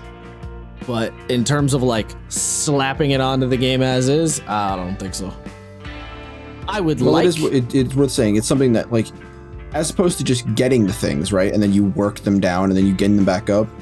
The option that I always keep bringing up is that one samurai thing where it's you start with nothing, you build them up, and then you spend them, and then you build them up, and then you spend them. Maybe. Kind of depends on how that would work. Like, there's ideas, but it would, I don't know. I can't see any way of doing it as it is right now. I can't see any way of doing it without pushing and moving a bunch of other things around. So if you're willing to do that level, like, if you're making your own homebrew shit and you're like, I'm going to rework a shitload of stuff in the game, then like, all right, sure. I'm going to like add abilities to enemies and like move around how recharging works and shit. Like, yeah, if you're going that crazy. But just slapping in recharges, I don't know. But I mean, I guess could be wrong. The problem is, that's one of those things that you're like, it's one of those things where you look at it at the surface level and you're like, oh, yeah, this works. And then what you don't realize is there's like 3 knock-on effects way down the road that you didn't think of or consider until you run into them. And all of a sudden you're like, oh, this affects this thing in a way that I didn't think about. Oh shit! Now what? You know? Yeah, and I feel I'm generally a person of like you got to cross the bridges when you get to them. Like you If try to you're fix as much of it as talking possible, and then for your own game, yes. Like if you're just talking about what you're doing, like if you're just talking about homebrewing your own shit, yeah, you can cross those bridges when you get to them. If yeah, you're talking I'm not about talking on a massive scale. On a company level, you can't do that kind of shit. Well, of course not. if you're talking about redesigning an aspect of the game or adding to an aspect of the game that like if you're talking about from Wizard's side of things, then you have to kind of cross the bridges preemptively. Yeah, I'm aware. I'm saying for like you, like me as Isaiah the DM is like, okay, we're gonna try this idea out. I mean, yeah, you can go buck wild with it, but that's always the case, right? You know, you can always. That's the good thing about homebrewing for your own table is you don't have to necessarily like you can homebrew an ability for one player playing one specific class combo thing. And you don't have to worry about what other implications that might have later down the road because you're doing it for one player for one campaign for one specific class combo and you're not publishing anything, so you're good after that. So yeah, that in that scenario, sure, go wild. But in terms of like the game, harder to say. I feel like Matt has just been fucking scrolling Twitter or something this entire time I've been talking. I'm nodding my head listening because I'm just like, yes. It's all. It's like this could work. I'm not sure though. Yeah, I mean, I do get what you're saying though in terms of like having abilities to use more often is just to have stuff to do is more interesting. But that's one of those 5e's had that problem the whole time kind of things. Yeah, I'm just thinking about it more. I think of all the things to potentially regain, I think spell slots is one of the least necessary because at later level you get so many spell slots. Oh yeah, for sure. Spell slots is the most spell slots is the most extreme example. It's just the easiest one to talk about. That's why I used it. No, yeah, I'm thinking about the hypothetical where someone would genuinely be arguing for it, and you're like, my guy. Yeah, well, that's why that one Magic Barbarian ability is a D3, right? Because of spell slots being the way they are. Terrible. It's not that big a deal. Who even uses a D3? A lot of people, actually. There's quite a few games that use They're D3s. incorrect. It's not that hard. These are my opinions and they're fact. You just roll a D4, subtract 1, and if it's a 0, it counts as 1. That's it. It's very simple. I hate it. That sort of futzes with the math quite a bit, though. No, because what I'm saying is like, so you roll and subtract 1.